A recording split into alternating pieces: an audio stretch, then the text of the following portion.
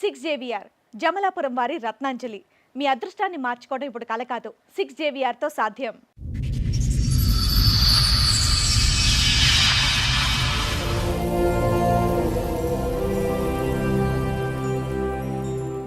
Madam నేను ఎంతవరకు ఎందుకు వచ్చానంటే మేడం చిన్న ప్రాబ్లం కాదు వల్ల రాలేదు మేడం, నేను చాలా పెద్ద ప్రాబ్లం వల్ల వచ్చాను మేడం.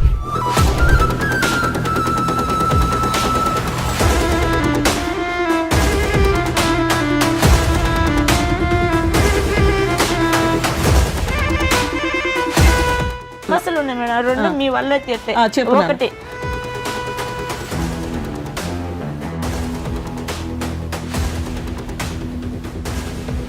రెండోది వచ్చేసి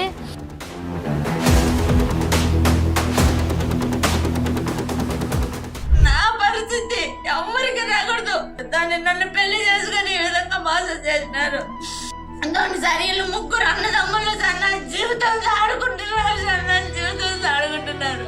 దాని సార్ నా బాబు పాస్పోర్ట్ చేయించినాడు, అన్ని చేపించి లాస్ట్ కు నన్ను నడి రోడ్డు మీద వదిలేసినాడు సార్. కోవిడ్లో లైసెన్స్ సార్ ఇది బండి తోలుతారు అక్కడికి. దయించి నా భర్తని ఇంటికి పంపిస్తే నా ప్రాబ్లమ్స్ అన్ని సాల్వ్ అయిపోతాయి సార్, నన్ను పంపేయండి సార్. చూడండి సార్ అతనికి ఇంకొక పెళ్లి అయింది సార్. అతనికి చూడండి సార్ ఈ అమ్మాయిని పెళ్లి చేసుకున్నాడు సార్. ఆ విషయం నేను ఎవరికి చెప్పినా నమ్మలేదు సార్, నన్ను పిచ్చిది మెంటల్ది అంటున్నాడు సార్. అతను లవ్ చేసినట్టు మోసం చేసి మా వాళ్ళందరినీ పెళ్లి చేసుకున్నాడు మేడం. మీ ఆయన మీతో బానే ఉన్నారా? బాలేదు. కొట్టడం తిట్టడం లాంటిది ఏమైనా చేసేవాళ్ళ? నా కార్యాలు పుట్టాయి మేడం, కాళ్ళకు ఉన్నాయి, చేతులకు ఉన్నాయి మేడం. కానీ ఇవి ఉన్నాయని చెప్పేసి నువ్వు ఇట్లున్నావు, నువ్వు అట్టున్నావు, నా అన్నాన్ని ఎంచడము.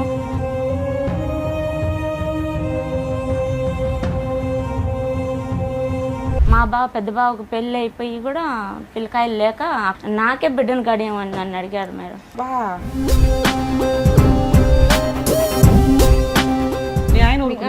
మా ఆయనకు చెప్తానంటే నువ్వే తప్పుడు దాని అవుతావు చెప్తే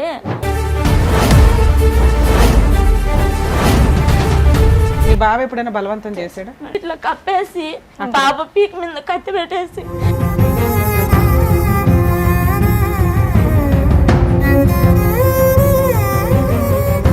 రెండు సార్లు నాకు తెలిసి మేడం మా భర్తలాగా వచ్చి నా పక్క పనుకున్నాడు మేడం నైట్ మబ్బులో.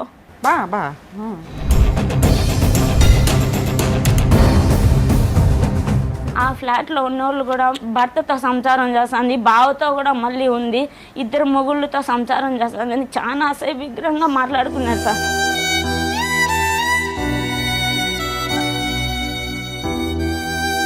తర్వాత ఏమైంది లాస్ట్గా? తర్వాత లాస్ట్కి మళ్ళీ 2014 లాస్ట్ వచ్చాడు మేడం. వచ్చి ఇంకా ఎంట్రీలు తీపిస్తాము బాబుకి అనుకునే లోపల మా చెల్లెల్ని నేను పెళ్లి చేసుకుంటున్నానని చెప్పి ఎంటర్ చేసేసాడు మేడం. మీ చెల్లిని చేసుకున్నాడా చేసుకోలేదా? తాలుబుట్టు కట్టాడు మేడం. ఆయన నాకు తాలుబుట్టు కట్టినాడు, ఆయన నాకు తాలుబుట్టు కట్టినాడు, ఇదే అని మళ్ళీ పీకి జోబులో కింద పడేసింది మేడం. చిన్నప్పటి నుంచి నాకు 3 years ఉన్నప్పటి నుంచి మా నాన్న ఎలా ఉంటాడో నాకు తెలియదు మేడం. నాకు మా నాన్న అంటే ఇష్టం లేదు. మా నాన్నకి మా అమ్మకి ఏ సంబంధం ఉండకూడదు. ఈ డైవర్స్ అలాంటివి ఉంటాయి కదా, అవి ఇప్పించి మా అమ్మకి ఏం సంబంధం ఉండకూడదు సార్.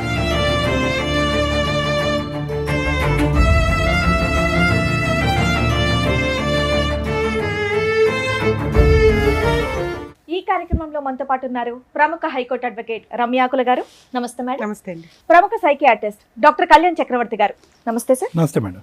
మేడం సార్, జ్యోతి గారు ఒక సమస్యతో రావడం జరిగింది. ఆవిడ సమస్య ఏంటో అడిగి తెలుసుకుందాం. జ్యోతి గారు రండి. నమస్తే మేడం. నమస్తే అండి. మేడం మీకోసం చాలా రోజుల నుంచి వెయిట్ చేస్తున్నాను మేడం. మేడం ప్లీజ్ కూర్చోండి, మాట్లాడదాం. జ్యోతి గారు ఎక్కడి నుంచి వస్తున్నారు? మేము రాజంపేట నుంచి వస్తున్నాం. రాజంపేట నుంచి. రాజంపేట. నేను ఇంట్లో హౌస్ వైఫ్. ఇంట్లో హౌస్ వైఫ్గా ఉన్నారు. హౌస్ వైఫ్, మిషన్ కుట్టుకుంటాను. ఓకే. ఇంకా అమ్మ వాళ్ళ ఇంట్లో ఉన్నాను మేడం ప్రస్తుతానికి. ఓకే. మీకు పెళ్ళయిందా? అయింది మేడం. ఎన్నేళ్ళ క్రితం అయిందండి? 2010లో అయింది. Love marriage arranged? అరేంజ్ మ్యారేజే, కానీ అతను లవ్ చేసినట్టు మోసం చేసి మా వాళ్ళందరినీ పెళ్లి చేసుకున్నాడు మేడం. ఒక మీరు లవ్ చేయలేదు కానీ అతను మిమ్మల్ని ఇష్టపడి మీ పెద్దవాళ్ళతో మాట్లాడి మిమ్మల్ని పెళ్లి చేసుకున్నాడు మేడం. ఓకే. ఏ సంవత్సరంలో పెళ్లి అయిందమ్మా? 2010 10వ నెల 21వ తేదీ 2010లో అయింది. 2010లో అయింది సార్. పిల్లలు? ఒక బాబు సార్, ఒక బాబు వెనకాల పాప బుట్టి చనిపోయింది. ఓకే. దాదాపు 15 ఏళ్ల తర్వాత మీరు మీ అమ్మ వాళ్ళ ఇంట్లో ఉన్నాను అని కంప్లైంట్ చేయడానికి ఇక్కడ వరకు 10 సంవత్సరాల నుంచి ఉన్నాను మేడం. 10 సంవత్సరాల నుంచి అమ్మ దగ్గరే ఉన్నారు?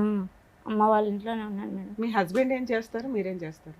అంటే నేను చదువుకోలేదు మేడం, ఇంట్లోనే ఉన్నాను. నానమ్మ దగ్గర ఉన్నాను, మా నాన్నమ్మ దగ్గర. ఇంకా మా అమ్మ మా నాన్న ఇంకా మాకు పొలాలు ఏం పనిలేదని చెప్పేసి కోయట్కి వెళ్ళారు మేడం బతుకు తీరు కోసం.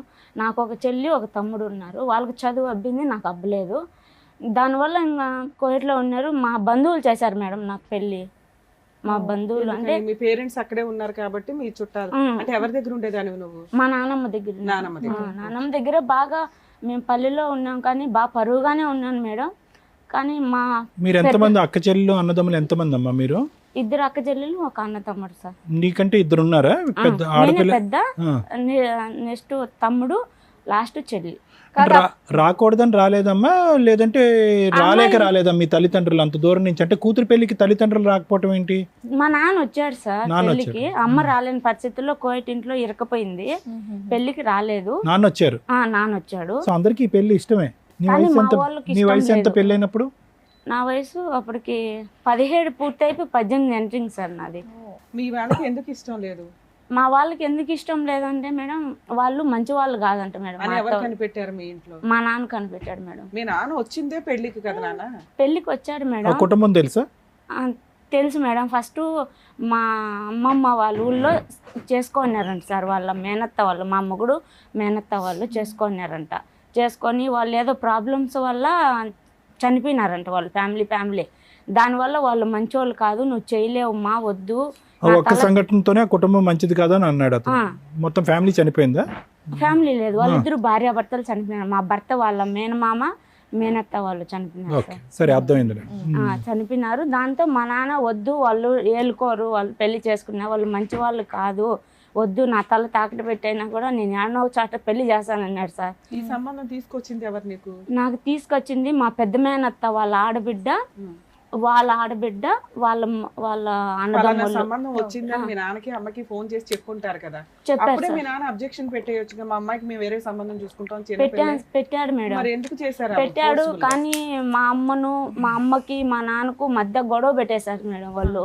అంటే ఏదో వాళ్ళకి సంథింగ్ కుటుంబ కక్షలు అయితే ఉన్నాయి మేడం, ఏదో మా పెద్దవాళ్ళకు ఏదో ఉన్నాయి. కానీ దాంట్లో నన్ను ఇన్వాల్వ్ చేశారు మేడం. ఇన్వాల్వ్ చేసేసారు. చేసుకున్నాడు. బేస్తవారం అంటే బుధవారం వచ్చింది మేడం మా అత్తను తొడుకొని. అంటే పెద్దమ్మ అవుతుంది మేడం నాకు, ఆమె పేరు ఎల్లమ్మ. ఆమె తొడుకొని వచ్చింది. మా అత్త వాళ్ళు బుధవారం వచ్చిపోయినాడు. బేస్తవారము మళ్ళీ మా భర్తను తొడుకొని వచ్చింది. మళ్ళీ బేస్తవారం నిశ్చితార్థం, మళ్ళీ బేస్తవారం పెళ్లి చేసుకున్నాడు. పెళ్ళి 9 రోజులకి వెళ్ళిపోయినాడు మేడం కోయట్కి. ఆయన కూడా కువైట్ లోనే ఉంటాడా? కోయట్కి వెళ్ళిపోయాడు మేడం. అతను వాళ్ళు మాకేం బంధువులు ఏం కాదు మేడం, మాకు చాలా అసలు సంబంధమే లేదు. ఏం చేసేవాడమ్మా మీ ఆయన పెళ్ళైన కొత్తలో కువైట్ లో? అక్కడ కోయట్ లో ఎప్పటి నుంచో ఉన్నాడు. ఏం పని చేసేవాడు? డ్రైవర్ అంట sir. Driver. Company visa, plastic సామాన్లు అన్ని తిని పడేసేటి అవి ఉంటాయి కదా సార్, అవన్నీ షాప్. పెళ్ళైన 9వ రోజుకి వెళ్ళిన వ్యక్తి మళ్ళీ ఎప్పుడు వచ్చాడమ్మా నీ జీవితం? మళ్ళీ రాలేదు సార్. మళ్ళీ నన్నే కోయట్ కి సంవత్సరానికి తీసుకున్నాడు సార్. నువ్వు వెళ్ళావా? మళ్ళీ అక్కడికి సంబంధమే కువైట్ లో ఉన్నప్పుడు మీ అమ్మ నాన్న అక్కడ కూడా అబ్బాయిని పలకరించి ఉండొచ్చు కదా, అందరూ ఒకే చాట ఏ సండేనో కలవచ్చు కదా. బాబు ఇట్లా మరి మా అమ్మాయిని బాగా చూసుకుంటావా, ఇది కాదని ఆయన అక్కడ మాట్లాడవచ్చు కదా. మాట్లాడలేదు మేడం, ఇక్కడ ఇంటి దగ్గరే వీళ్ళే మాట్లాడారు మేడం. సరే, పెళ్ళైనాక అబ్బాయి అనటం ఏంటంటే నేను కువైట్ వెళ్ళిపోతాను, నీకు వీసా పాస్పోర్ట్స్ ఇవన్నీ వేసి తీసుకెళ్తాను అన్నాడు. ఒక 1 year కి తీసుకెళ్ళాడు. అక్కడ ఎవరెవరు ఉండేవాళ్ళు? అక్కడ నన్ను తీసుకున్నాడు. నన్ను తీసుకున్న తర్వాత మా బావ వాళ్ళు 2 ఉన్నారు. ఒక బావ వచ్చిపోతా ఉన్నాడు, ఒక బావ ఎక్కువ మా దగ్గర ఉండి డ్యూటీకి వెళ్తా ఉన్నాడు. ఇంకా వాళ్ళే ఉన్నారు మేడం. మీ బావకి పెళ్ళయిందా? మా పెద్ద బావకు పెళ్ళి అయిపోయి కూడా పిల్లకాయలు లేక అక్కడ వాతావరణంకి పుడతారని వచ్చి, అతను వాతావరణంకి పుట్టారో లేదో దేవుడు ఎరుగు, కానీ నాకే బిడ్డను గడియమని నన్ను అడిగారు మేడం. నన్నే బిడ్డను గడియమని అడిగారు మేడం. అసహ్యంగా మాట్లాడారు అక్కడ? అవును మేడం. కంప్లైంట్ ఇవ్వకపోయేట్లేదు, అసహ్యంగా మాట్లాడారు. నా పెళ్ళప్పటి నుంచి నేను ఇంకా వాళ్ళ మాట నేను చేసుకున్నానని చెప్పేసి ఆ బుద్ధుడి నుంచి ఈ బుద్ధుడి వరకు నన్ను మీ పేరెంట్స్ పట్టించుకోరు. పట్టించుకోవట్లేదు మేడం. కదమ్మా ఇక్కడ నువ్వు అన్న మాట కొంచెం ఇబ్బందికరంగా ఉంది. మీ బావతో నిన్ను పిల్లని కనమన్నారా లేకపోతే మిమ్మల్ని పిల్లలు కానీ ఒక పిల్లని ఎక్స్ట్రా ఇమ్మన్నారా? బావతోనే బా బావతోనే మేడం. మీ ఆయన ఊరుకున్నాడా మాట? మా ఆయనకు చెప్తానంటే నువ్వే తప్పుడు దాని అవుతావు, చెప్తే నా మాట వింటాడు మా తమ్ముడు. నేను ఎట్ట చెప్తే అట్టే వింటాడు మా మీరు తమ్ముడు. చెప్పారా లేదా ఇంతకీ ఇలా అన్నా సరే మీ ఆయనతో? నేను చెప్పలేదు మేడం. మీ మా ఆయన ఆయన అక్కడ ప్రార్థన తీసుకెళ్ళాక మీ ఆయన మీతో బానే ఉన్నారా? లేదు. బాలేదు. కొట్టడం తిట్టడం లాంటిది ఏమైనా చేసేవాళ్ళ? అంతే. ఆ భయం ఆరేళ్ళు చెప్పలేదా? ఉన్నాయి నాకు, ఆరేళ్ళు పుట్టాయి మేడం. కాళ్ళకు ఉన్నాయి, చేతులకు ఉన్నాయి మేడం. అవి పుట్టడం నా తప్ప మేడం? చెప్పండి. అది పెళ్లిలోనే చూస్తుంటారు కదమ్మా. నేను ఇష్టపడే ఏమన్నా చేస్తున్నారు దాచిపెట్టుకుంటే దాగేటి కాదు కదా మేడం. కానీ ఇవి ఉన్నాయని చెప్పేసి నువ్వు ఇట్లున్నావు, నువ్వు అట్లున్నావు, నా అన్నాన్ని ఎంచడము, నన్ను ఎత్తి పొడవడమే తప్ప ఇంకా అతనికి నా మీద ప్రేమ లేదు మేడం. భార్య భర్తలుగా మేము ఏ రోజు సంతోషంగా ఉండింది లేదు మేడం. స్టార్టింగ్ మీరు ఏమన్నారు? మీ ఆయన మిమ్మల్ని ఇష్టపడ్డారు కాబట్టి మీ ఇంట్లో వాళ్ళతో అది మాట్లాడి నాటకం మేడం. ఇందుకు నాటకం ఆడాల్సిన అవసరం ఏముంది? కట్నం ఏమన్నా మీరు భారీగా ఇచ్చారా? భారీగా అంటే నేను ఇంట్లో మా నాన్న వాళ్ళకు 3 కుటుంబాలకు పెద్ద కూతుర్ని నేను. మా నాన్న వాళ్ళు 3 అన్నదమ్ములు, అందరూ బాగా కోయట్లో ఉన్నారు. వీళ్ళు బాగా పరుగుల ఫ్యామిలీ, బాగా దండిగా తెస్తుంది, అందరూ కట్నం పెడతారని చెప్పేసి చేసుకున్నారు మేడం నన్ను. మా చిన్నాన్న వాళ్ళని అడగమన్నాడు మా నాన్న వాళ్ళ తమ్ముళ్ళని. ఒక్కొక్కరి దగ్గర 10 తులాలు బంగారు అడిగి పెట్టించుకో, ఏం నీకు ఆ హక్కు లేదా పెట్టేదానికి? పెట్టించుకో, నువ్వు పెట్టుకోకుండా ఎలా? ఎంతకాలం ఉన్నావు తల్లి కువైట్ లో? 2 నెలలు ఉన్నాను మేడం. 2 సంవత్సరాలు. ఈ 2 సంవత్సరాల్లో మీ బావ చేస్తున్న హెరాస్మెంట్ ని నువ్వు మీ ఆయనకి చెప్పలేదా? చెప్పలేదు మేడం. ఎప్పుడైనా మీ బావ బలవంతం చేశాడా? మేడం మీ బావ ఎప్పుడైనా బలవంతం చేశాడా? చాలా టార్చర్ పెట్టాడు మేడం. టార్చర్ పెట్ట మీరు, బలంతం పెట్ట మీరు. అమ్మ బలంతం చేసి తప్పుగా ఏమైనా ప్రవర్తించాడా? 1-2 సార్లు నాకు తెలిసి మేడం మా భర్తలాగా వచ్చి నా పక్క పనుకున్నాడు మేడం. నైట్ లో మబ్బులో. అంటే అదేంటమ్మా ఒకే ఇంట్లో ఉండేవారు అందరూ? ఒక రూమ్ లో మేడం, ఒక రూమ్ లో అందరూ మధ్యలో చెక్క కొట్టేసింటారు. ఒక హాలు, ఒక మంచం పడుతుంది, మంచం అంత ప్లేస్. మళ్ళీ ఒకసారి చెప్పమ్మా, నాకు అర్థం కాలేదు. ఒక రూమ్ లో ఒక చెక్క కొట్టినటువంటి గదుల్లో ఉన్నారు మేడం. నువ్వు, మా భర్త ఉన్నాడు, భర్త, నా బాబు ఉన్నాడు. బాబు పుట్టున్నాడు. బాబు అప్పటికే పుట్టేశాడు. 11 నెలలు అప్పటికి. ఇతను ఎక్కడ ఉండేవాడు? ఇతను మీ బావ మా దగ్గరే ఉండేవాడు సార్. సో అతను మొత్తం 4 ఉండేవారు. 4 ఉండేవాడు. వాళ్ళ ఆవిడ ఎక్కడ ఉండేది? వాళ్ళ ఆవిడ మళ్ళీ తీసుకున్నాడు మేడం ఇంటి దగ్గర నుంచి. మళ్ళీ నేను సో ఎప్పుడు ఆ పడుకోవటానికి అవకాశం ఏంటమ్మా? అంటే ఇతను డ్రైవింగ్ కి పోయినప్పుడా? డ్రైవింగ్కి పోయినప్పుడు కాదు సార్, ఇతను తెల్లారుజామున 3 గంటలకు 4 గంటలకు లేచి ఫ్రెండ్స్తో క్రికెట్ ఆడను, ఏదో ఇంకా సంథింగ్ ఆడిన పోతాడు సార్. నువ్వు లెక్క ముందే వెళ్ళిపోయాడు.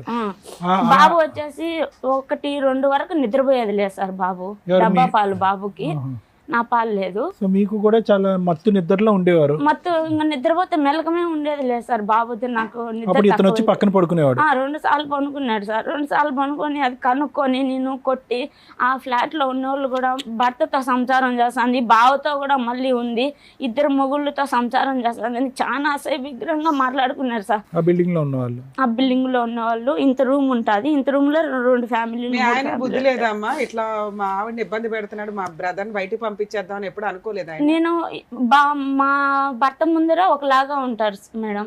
కానీ నువ్వు చెప్పింది నమ్మాలిగా తల్లి. నిన్ను కాపాడుకోవాల్సింది మీ ఆయన. ఇలా బుద్ధి లేదు, ఏదో నిన్నే కొడతాడు చెప్తే. నువ్వేమో ఫస్ట్ నైట్ నుంచి కూడా నాకు అతనితో సంతోషం లేదు మేడం. నాకు ఒక జంతువులు పెంపకం ఎంతో, భార్యాభర్తల పెంపకం మాది కూడా అంతే మేడం. అందుకే ఇప్పుడు దాన్ని చెప్పేదాన్ని బట్టి ఏంటంటే ఇక్కడ నీ బావ పెద్ద రాక్షసుడా మీ ఆయనే పెద్ద రాక్షసుడా అనేది మాకు ఇప్పుడు డౌట్ ఉంది. ఇప్పుడు మీ బావకి, ఒక నిమిషం అమ్మా, మీ ఆయనకి మీ బావగారు చేసేటటువంటి ప్రతి పని అతనికి ఎరిగినే. అతను తెలియతానని నేనైతే అనుకోవట్లేదు, అంత తెలియకుండా ఉండదు. ఎందుకంటే అతను తిరిగి క్రికెట్ మ్యాచ్ నుంచో ఎక్కడి నుంచో తిరిగి వచ్చాక నువ్వు మొహం ఇలా పెట్టడం, అలా పెట్టడం, మూడీగా పెట్టడం పెడతావు. ఉంటాడు అతను ఎలాగా ఉన్నాయి? నీ మొహంలో బాధ అయితే నీ భర్తకు తెలుస్తుంది కదా, ఎందుకు అలా ఉన్నావు అని ఒక మాట్లాడతాడు కదా. ఎందుకు అలా ఉన్నావు, నన్ను కొడతాడు. నోట్లో మాట కనీసం ఏ రోజు అడిగినోడు కాదు సార్ నన్ను. ఏదైనా కష్టం ఉంటే నా కష్టం ఇదే అని చెప్తే వినే పరిస్థితిలో కూడా ఉండడు. ఏదన్నా ఎప్పుడైనా చెప్తే ఏదో నిన్నే కొడతాడు. ఇక దానికి భయపడి నువ్వు ఈయన ఎంత చేస్తున్నా ఏం చెప్పేదాన్ని కాదు. ఇక్కడేమో అమ్మా నాన్న సపోర్ట్ చేయరు, ఇక్కడేమో భర్త సపోర్ట్ చేయడు. ఈ 2 తెలిసి వీడేమో మృగం లాగా నీ మీద మధ్య మధ్యలో ట్రైల్ అయితే వేస్తూ ఉన్నాడు. ఎప్పుడైనా ఏమైనా చేశాడా లేకపోతే ట్రైల్స్? తెలియదు మేడం, దేవుడికే తెలియాలన్నా. ఎంత నిద్రపోయినా ఏమన్నా కలుస్తుంటే తెలుస్తుంది కదమ్మా ఫిజికల్ గా. అతను మా భర్త లాగానే 2 సార్లు ప్రవర్తించాడు మేడం. దానివల్ల నేను సరే. కనుక్కున్నాను మేడం. నువ్వు చెప్తూ అమ్మా, మీరు చెప్పేది నిజంగా నమ్మసక్యంగా లేదు, మీరేమనుకోవద్దు. ఎంత ఆ నిద్ర మాత్రం తెలియకుండా ఎందుకుంటుందమ్మా? ఒక పసిపిల్ల తల్లి అనుకో, పసిపిల్లడు కదులుతున్నాడా పక్క వెళ్తున్నాడా, మినిమం సెన్సెస్ అనేవి ఉంటాయి ఎవరికైనా కనుక్కోలే సరే. మేడం నేను మళ్ళా. అరే ఆ మాత్రం తెలియకుండా కొట్లాట ఉంటుంది, పెట్టుకున్నాను. భలే చెప్తున్నావే. సో నీ ఉద్దేశం ఏంటంటే కలిశాడు బలవంతంగా, నా పర్మిషన్ అది లేకుండా? దేవుడు తెలియదు. తెలియదు. నన్ను చెప్పకు, పిల్లోడు ఉన్నాడు కదా నీకు, అట్లా చేశాడు అంతవరకు ట్రై చేశాడు అనేది నీకు తెలిసినంత వరకు. ఓకే వదిలే, ఇదంతా కంటిన్యూ సరే, మీరు అక్కడే చేశాడు. ఉన్నా అన్నారు కదా, మరి డెలివరీలు ఇవన్నీ ఏంటి, మీరు ఒక్కరే చూసుకున్నారా? అక్కడే ఉన్నాను మేడం. మా అత్త చూసింది మేడం డెలివరీకి. మీ అత్త కూడా అక్కడే ఉంటుందా? మా మేనత్త చూసింది. నాకు సో బాబు అక్కడే పుట్టాడమ్మా? బాబు అక్కడే పుట్టాడు. మీ అబ్బాయి పుట్టినాక కూడా మీ పేరెంట్స్ రాలేదా, నిన్ను దగ్గరికి తీసుకోలేదా? వచ్చారు మేడం, దగ్గరికి తీసుకున్నారు. కానీ ఇతను బంగారు తెమ్మనేవాడు, పెట్టించుకోమనేవాడు. మా అక్కడ మీరు వాళ్ళు పని చేసేవాళ్ళ, ఇంట్లోనే ఉండేవాళ్ళ? ఇంట్లోనే ఉన్నాను మేడం. బ్యూటీ పార్లర్ పనికి సరే, పంపిస్తా సరే, ఉన్నాడు. 2 ఏళ్ళు అక్కడ ఉన్నారు. దాని తర్వాత తర్వాత ఏం ఎప్పుడు వచ్చారు ఇండియాకి? ఇండియాకి 2014లో వచ్చేసాను మేడం. ఎందుకు వచ్చేసారు? అక్కడ టార్చర్లు ఉండలేక ఇంటికి ఆ భరించలేక వచ్చేసారు. బాబుని తీసుకుని మరి ఆడ ఉండేదానికంటే ఇంటికి వచ్చేదే బెస్ట్ అనిపించేసింది యా, సార్ నాకు. అండర్స్టాండ్ అమ్మా. సో ఇంటికి టికెట్ ఎవరు కొన్నారు? తిరిగి రావడానికి ఖర్చు ఎవరు పెట్టుకున్నారు? అతనే పెట్టుకున్నాడు. అతనే పెట్టుకున్నాడు. సో నువ్వు వెళ్ళిపోవటం అన్నది అతనికి అభ్యంతరం ఏం లేదు. ఏం లేదు. వెళ్ళకూడదంటే నేను ఎప్పుడెప్పుడు టికెట్ కొని పోతానా ఉండేవాడు అని కాదు కదా. పంపించేశాడు మేడం. కాదు, వెళ్ళొద్దు అనుకునేవాడు, టికెట్ కొని ఉండేవాడు కాదు కదా. ఉమ్, సో నువ్వు వెళ్ళిపోవటమే అతనికి ఇష్టం. ఉమ్. మరి బాబు కూడా ఇష్టం లేదు అతనికి? 2 సంవత్సరాల అబ్బాయి, 3 సంవత్సరాల అబ్బాయి. కరెక్ట్ గా 2 సంవత్సరాలు 16 నెలలకు ఎత్తుకొచ్చినాను సార్. బాబుకి 16 నెలలు ఉన్నప్పుడు ఎత్తుకొని వచ్చాను. మళ్ళీ ఇంటికి వచ్చినప్పటి నుంచి మళ్ళీ పట్టించుకోలేదు సార్. సరే కాదమ్మా, బాబు మరి పెళ్ళైన తర్వాత 9 రోజులకే అక్కడికి రప్పించేసాడని చెప్పేసి అన్నారు కదా మీరు. ఇక్కడి నుంచి వెళ్ళిపోయాడు మేడం, ఇంటి దగ్గర ఆయన నుంచి. రప్పించాల్సిన అవసరం ఉండేది కాదు కదా, మీరంటే ఇష్టం ఉంటే. నన్ను మళ్ళీ తీసుకున్నాడు మేడం చూపుకి. అందరూ మా వాళ్ళల్లో మంచిదానికి. ఇప్పుడు ప్రజెంట్ ఏం జరుగుతుందంటే అందరూ నాన్న, నువ్వు మంచిగా అక్కడి నుంచి వచ్చేటప్పుడు గొడవతో నీతో విడిపోతున్నాను అని చెప్పి వచ్చి ఉండకపోవచ్చు, అంతే? మంచిగా పంపించాడు. మంచిగానే, నువ్వు మంచిగానే వచ్చావు, అతను అతను మంచిగానే పంపించాడు. ఇక్కడికి వచ్చినాక ఆమె ముందు ఆ సంఖ్యలలో నుంచి బయటకు వస్తే చాలరా బాబా అని నువ్వు లౌక్యంగా ఇండియా వచ్చావు, అంతేనా? ఓకే, ఎందుకంటే ఆయన దగ్గరుండి గొడవ పడినాక ఎవడో టికెట్లు కొండవు, నువ్వు ఎడపోతా పో అంటాడు. నేను అతను ఇట్లా భర్తకు చెప్పుకోలేక ఇటు బావగారితో, అందులో మళ్ళీ మా తోడుకోడాలు వచ్చేసింది తీసుకొని. సరే, మీ అమ్మ నాన్న అక్కడే ఉన్నారుగా, అక్కడే ఉండి అక్కడే ఏదైనా పని చేసుకుంటూ ఉండొచ్చు. ఇండియాలో ఎవరున్నారు నాన్న నీకు? అమ్మ కోయట్ ఇంట్లో ఉంటది మేడం. అమ్మ సంపాదించలేదే మా తమ్ముడికి మాకు ఇల్లు గడవదు మేడం మాకు. అవును నాన్న. నాన్న ఉన్నాడు కదా, పోనీ మీ పిన్ని మేనత్ ఉంది, వాళ్ళంతా ఉన్నారు కదా, అక్కడే ఉండొచ్చుగా నువ్వు కూడా. అక్కడ వాళ్ళు ఉంటే ఎప్పుడు నీ వాళ్ళు అని ఏదో ఒక రకంగా టార్చర్ మేడం. నాకైతే ఏ రోజు సుఖం లేదు మేడం. ఇండియా వచ్చేస్తేనే సేఫ్ అనుకున్నావు నువ్వు, అక్కడ ఉండడం కంటే. ఓకే, వచ్చేసి ఇక్కడ ఏం చేసావు? ఇక్కడికి వచ్చాను మేడం, అత్త వాళ్ళ ఇంటికి వెళ్దాం అనుకున్నాను. అక్కడికి వెళ్తే ఇంకొక బావ తాగి కొడతాడు మేడం నన్ను. బాగా తాగి కొట్టేవాడు. అసలు ఉన్నావా ఎప్పుడైనా అత్తగారి ఇంట్లో? మరి లేనప్పుడు కొడతాడని ఎలా ఉన్నాను చెప్తాను మేడం కొద్ది రోజులు. ఆ 2 రోజుల్లోనే 2 సార్లు 3 సార్లు కొట్టాడు మేడం. ఇంట్లోకి వెళ్ళగానే కొట్టేస్తారు ఎవరైనా? కొట్టాడు మేడం. 8 లక్షలు డబ్బు తీసుకున్నాడు. 8 లక్షలు డబ్బు తీసుకున్నాడంట మేడం మా భర్త ఆయన దగ్గర. నిన్ను ఎందుకు కొట్టడం? వాళ్ళ తమ్ముడే కొట్టుకుంటే సరిపోతుంది. లేదంటే నిన్ను కొట్టాలని చెప్పి తాగి అతను ఎట్టంటే అట్ట మాట్లాడి కొట్టాడు మేడం. ఆ డబ్బులు పోలీస్ స్టేషన్ కి వెళ్ళి కంప్లైంట్ ఇవ్వలేదు? ఇచ్చాను మేడం. ఇచ్చితే పోలీస్ స్టేషన్ లో టౌన్ పోలీస్ స్టేషన్ లో ఇచ్చాను మేడం. ఇచ్చితే అతనికి కావాల్సిందల్లా తాగి అట్లా చేస్తున్నాడు పోమ్మా, నీ జోలికి రాడు, వచ్చితే ఇంకొకసారి కేసు కట్టేస్తాము, కేసు కట్టేసి ఇంకా జైల్లో పెట్టేస్తాం, నీ జోలికి రాడుకో అని చెప్పి సర్ది చెప్పి పంపించాడు. మళ్ళీ ఒకసారి మళ్ళీ అట్లే కొట్టనొచ్చాడు. 8 లక్షలు డబ్బులు ఇస్తావా అని చెప్పి ఒకరోజు మళ్ళీ కొట్టనొచ్చాడు మేడం. మళ్ళీ ఫోన్ చేశాను. మళ్ళీ ఫోన్ చేస్తే ఊళ్ళో పెద్ద మనుషులకు చెప్పారు. ఊళ్ళో పెద్ద మనుషులు చెప్తే ఆయనతో ఏం పని రా నీకు ఏం పని అవసరమా? మీ ఇద్దరు సంబంధమే అంతంత మాత్రం ఉన్నప్పుడు డైరెక్ట్ గా అతను కువైట్ లో ఫోన్ చేసి అతన్ని బెదిరించవచ్చు కదా. నిన్ను కొడితే లేవు, అక్కడ పడలేక కదా నువ్వు వెనక్కి వచ్చావు. అక్కడ పడలేక నువ్వేమి ఇక్కడ తీర్థయాత్రలకో ఇంకో దానికో రాలే కదమ్మా, అక్కడ పడలేక వెనక్కి వచ్చావు. ఆ పరిస్థితి అతనికి బాగా తెలుసు. నన్ను ఎందుకురా కొట్టేది, అక్కడ ఫోన్ చేసి అడుగు అని చెప్పొచ్చుగా. చెప్పాను చెప్తే కూడా నన్ను నోట్లోంచి మాట రానిచ్చే వాళ్ళు లేదు సార్. నన్ను మళ్ళీ వెళ్ళావమ్మా ఎప్పుడైనా కువైట్? వెళ్ళాలి అప్పటి నుంచి. అప్పుడు నువ్వు కాపురం చేసింది 2 years కదా కువైట్ లో? 2 years గా ఉన్నాను అత్త వాళ్ళ ఇంట్లో. ఇంకా ఈ పెళ్ళైన నుంచి సంవత్సరం ఒక 2 నెలలు అటు ఇటుగా ఉంటా ఉన్నాను. తర్వాత ఏమైంది లాస్ట్ గా? తర్వాత లాస్ట్ కి మళ్ళీ 2014 లాస్ట్ వచ్చాడు మేడం. బాబుకి ఎంటుకలు తీపియాలని చెప్పేసి. నేను వచ్చిన ఒక 5-6 నెలలకి వచ్చాడు. అప్పటికి ఇంకా 2015 స్టార్ట్ అయింది మేడం. బాబుకి 3వ సంవత్సరం అనింది. 11 నెల 12వ తేదీకి వచ్చి ఇంటికి తీపియాలని చెప్పి అన్ని చూశాడు మేడం. చూడడంలో ఏం చేశాడంటే అప్పటికి నేను మా అమ్మ వాళ్ళ ఇంటి దగ్గరికి వెళ్ళాను మేడం. నేను ఇక్కడ బాబుని పెట్టుకొని ఉండలేక ఎవరు పట్టించుకునే వాళ్ళు కాదు. ఖర్చులన్నీ పంపించాడా ఆ 1 year లో? 6 నెలలు పంపించాడు మేడం. ఓకే. బాబు వచ్చినాక 6 నెలలు పంపించాడు. మళ్ళీ లేదు మేడం, నాకు ఒక్క రూపాయి నాకు తెలియదు. మళ్ళీ అక్కడ ఉన్నప్పుడు వచ్చాడు మేడం. వచ్చి ఇంకా ఎంట్రుకలు తీపిస్తాము బాబుకి అనుకునే లోపల మా చెల్లెల్ని నేను పెళ్లి చేసుకుంటున్నానని చెప్పి ఎంటర్ చేసేసాడు మేడం. నువ్వే కష్టాలు పడ్డావు, మళ్ళీ నీ చెల్లిని చేసుకుంటాడంటే ఎందుకు? నువ్వు ఆల్రెడీ పిల్లలు కన్నావు కదా. ఏంటి చెల్లిని చెల్లిని చేసుకుంటా అన్నాడు. అని ఎవరితో అన్నాడు? నీతో అన్నాడా? నాతో అనలేదు సార్. మా పాపకి కొంచెం సైకలాజికల్ ప్రాబ్లం ఉంది సార్. 8 సంవత్సరాల బిడ్డప్పటి నుంచి హాస్పిటల్లో చూపిస్తా ఉన్నారు సార్. మా ఇంట్లో 3 తరాల నుంచి 4 తరాల నుంచి కొంచెం ఆడవాళ్ళకి సైకలాజికల్ ప్రాబ్లం. ఇప్పటికీ మా అత్త వాళ్ళు 2 అలానే ఇంటికి పరిమితం అయినారు సార్. కదమ్మా, ఇప్పుడు ఎవరికి సైకలాజికల్ ప్రాబ్లం ఉంది అంటున్నారు మీరు? మా చెల్లెళ్ళకి, మా ఇంటి ఆడబిడ్డలకు, అంటే మా అమ్మ వాళ్ళు. ఎంతమంది చెల్లెళ్ళు నీకు? ఒకళ్ళేగా. ఆ చెల్లికి సైకలాజికల్ ప్రాబ్లం, పెళ్ళి అవ్వల. మీ ఆయన ఆ పిల్లని చేసుకుంటాను. ఒక్క నిమిషం, ఏంటమ్మా సైకలాజికల్ ప్రాబ్లం అంటే ఏంటమ్మా? అంటే నిన్ను చూస్తే నాకు కాదు, నిన్ను తిట్టా కొడతా, ఇంట్లో సరిగ్గా వంట చేయకపోవడము, అలా మా మేనత్త గారికి. మీది మేనరికం అమ్మా? మీ అమ్మగారిది నాన్నగారిది? అవును సార్. ఓకే, ఇప్పుడు అర్థమైందిలేండి. అలా ఎన్ని మేనరికాలు ఉన్నాయి మీ పైన? మీ అమ్మగారు వాళ్ళు, మా నాన్న సార్. వాళ్ళకి వాళ్ళ అమ్మ నాన్నలు వాళ్ళు అంటే వాళ్ళమ్మ వాళ్ళకి ఏమో తెలియదు, మేనరికం లేదు. లేదు నా ఇప్పుడు ప్రెసెంట్ మా నాన్న చెల్లెళ్ళకి 2 సైకలాజీ ప్రాబ్లం ఉంది. ఇంకా ట్రీట్మెంట్ తీసుకున్నారు. టాబ్లెట్ పడితే తప్ప వాళ్ళు పనుకోరు సార్. మీ చెల్లికి ఎప్పుడు ట్రీట్మెంట్ ఇచ్చారమ్మా? మా చెల్లెలకి 8 సంవత్సరాలప్పుడు చూపిస్తా ఉన్నారు సార్. చూపిస్తే ఆ అమ్మాయికి వయసు పెరిగే కొద్దీ సైకలాజికల్ ప్రాబ్లం వస్తుంది అని చెప్పి డాక్టర్లు చెప్పినారంట. పెరిగే కొద్దీ తగ్గిద్ది అన్నారా, పెరుగుతుందని? పెరుగుతుందని చెప్పి. ఎందుకంటే అది ఎంఆర్ కాబట్టి. అది అమ్మాయి చదివేటప్పుడు టెన్షన్ గా ఏడవడం, నాకు తలనొప్పి వస్తుంది, నాకు కంతలు లాగుతున్నాయి అనడం, రకరకాల. నార్మలేనమ్మా? నాకు బాగుంటుంది. నాకేం అట్లా ఏం చదువుకున్నారమ్మా మీరు? ఎంత నేనేం చదువుకోలేదు సార్. ఊళ్ళో 5 వరకు చదువు అవ్వలేదు. అందుకే నాకు అవ్వలేదు సార్ చదువు. అంటే నువ్వు తెలివైన దానిలో ఉన్నావు అంటే. సరే సరే నాన్న, తర్వాత ఏమైంది? ఆ అబ్బాయి అట్లా అన్నాడు మీ ఆయన, మీ చెల్లిని చేసుకుంటానని. తర్వాత మేడం ఆయన వచ్చాడు మేడం. 2015లో వచ్చాడు. వచ్చే తలకి మా తమ్ముడిని తొడుకొని లోపలికి పోయింది మేడం మా చెల్లి. ఎందుకు తొడుకోమిందో తెలీదు. బాబుని చూసుకుంటే నేను బయటే ఉన్నాను. లోపలికి పోయి రూమ్లోకి పోయి వాకిలేసేస్తుంది మేడం. వాకిలేసి నేను ఆ మామనే పెళ్లి చేసుకుంటాను నేను అని చెప్పిందంట మేడం అమ్మాయి. చెప్పిన తర్వాత మా తమ్ముడు వచ్చేసి ఏడ్చుకుంటా వెళ్ళి మా వాళ్ళకి ఫోన్లు చేసి పిలిపించారు మేడం. పిలిపించి ఒక 30 మంది పైగానే వచ్చారు మేడం. పెద్ద మనుషులు అందరూ మా ఊరోళ్ళు వచ్చి ఇటు ఈ అత్తగారుల్లో ఇటు అమ్మగారుల్లో చెడు కాకుండా ఒక పంచాయతీ పెట్టారు మేడం. పంచాయతీ పెట్టి మా భర్తను రమ్మన్నారు మేడం. రా నువ్వు వచ్చి మాట్లాడాలా, మీ ఊళ్ళో పెద్ద మనుషులు తీసుకొని రా అని అంటే అతను వాళ్ళని తీసుకొని ఏం జరుగుతుందో తెలియకోకుండా, ఏం జరుగుతుందో తెలియదు మేడం. ఆ అమ్మాయి ఎందుకు చెప్పిందో అలా తెలియదు నాకు. నేను చూడలేదు. తమ్ముడు ఏం చెప్పలేదు. చేసుకుంటాను చెప్పింది.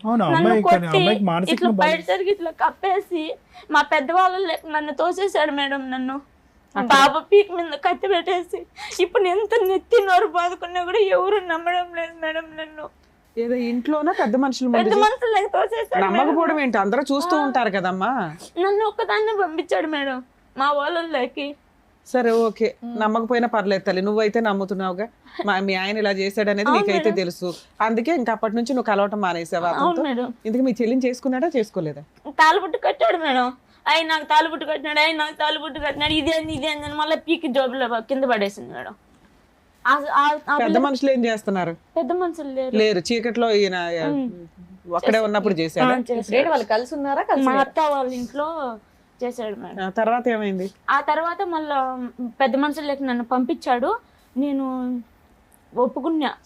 ఏమని మా చెల్లెలు చేసుకునేది మా భర్తకి ఇష్టమే కదా, మీకేం బాధ, నేను చేసుకుంటాను అని చెప్పి ఆ మాట చెప్పి అంతవరకు పిల్లోడి పీక మీద కట్టి మా ఆడబిడ్డ ఇంట్లో పెట్టి పంపించాడా? మా ఆయనకి ఇష్టమే, నాకు ఇష్టమే, మా చెల్లిని చేసుకోవడం, మాకు లేని బాధ మీకేంటి అని పెద్ద మనుషులు చెప్పమన్నాడు. చెప్పేసావు నువ్వు. ఆ తర్వాత ఈయన తాళి కట్టాడు, ఆ పిల్ల ఈసురు కొట్టింది. ఆ పాపిస్తూ మాట చెప్పిన దాని వల్ల మేడం నాకు అందరికి దూరం అయిపోయినా. కనీసం ఇక్కడ వరకు మా నాన్న పిలుచుకోవచ్చని కూడా రావట్లేదు మేడం. ఆ తప్పుడు మాట కూర్చుని దానికి బిడ్డను చూసుకోలేక అసలు ఏం జరుగుతుందో కూడా తెలియలేదు మేడం. సరే నాన్న, ఇదంతా 11 ఏళ్ల క్రితం స్టోరీ కదా. కానీ ఇప్పుడు ఉంటారు మేడం. పెళ్లి చేసుకున్నాడా? పెళ్లి చేసుకోలే. ఆ అమ్మాయిని ఏమన్నా కువైట్ ఖతార్ తీసుకెళ్ళాడా? తీసుకెళ్ళాలా? ఆవిడ మన ఆవిడ ఉంది. ఆవిడకి ఏమైనా పెళ్లి అయిందా? ఆ సైకలాజికల్ ప్రాబ్లం ఉంది. ఆ అమ్మాయికి ఏమైనా పెళ్లి అయిందా?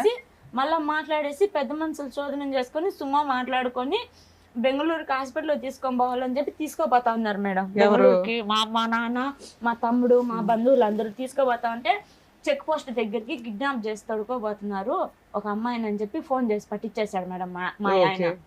పట్టించేసి అప్పటికి ఆ అమ్మాయి అసలు ఒళ్ళ మీద గుడ్డ ఉందా లేదా అన్నంలో ఏంలో పూర్తి పిచ్చిదైపోయింది. ఎక్కడ తీసుకెళ్దాం అనుకున్నారు? నిమ్హాన్సా?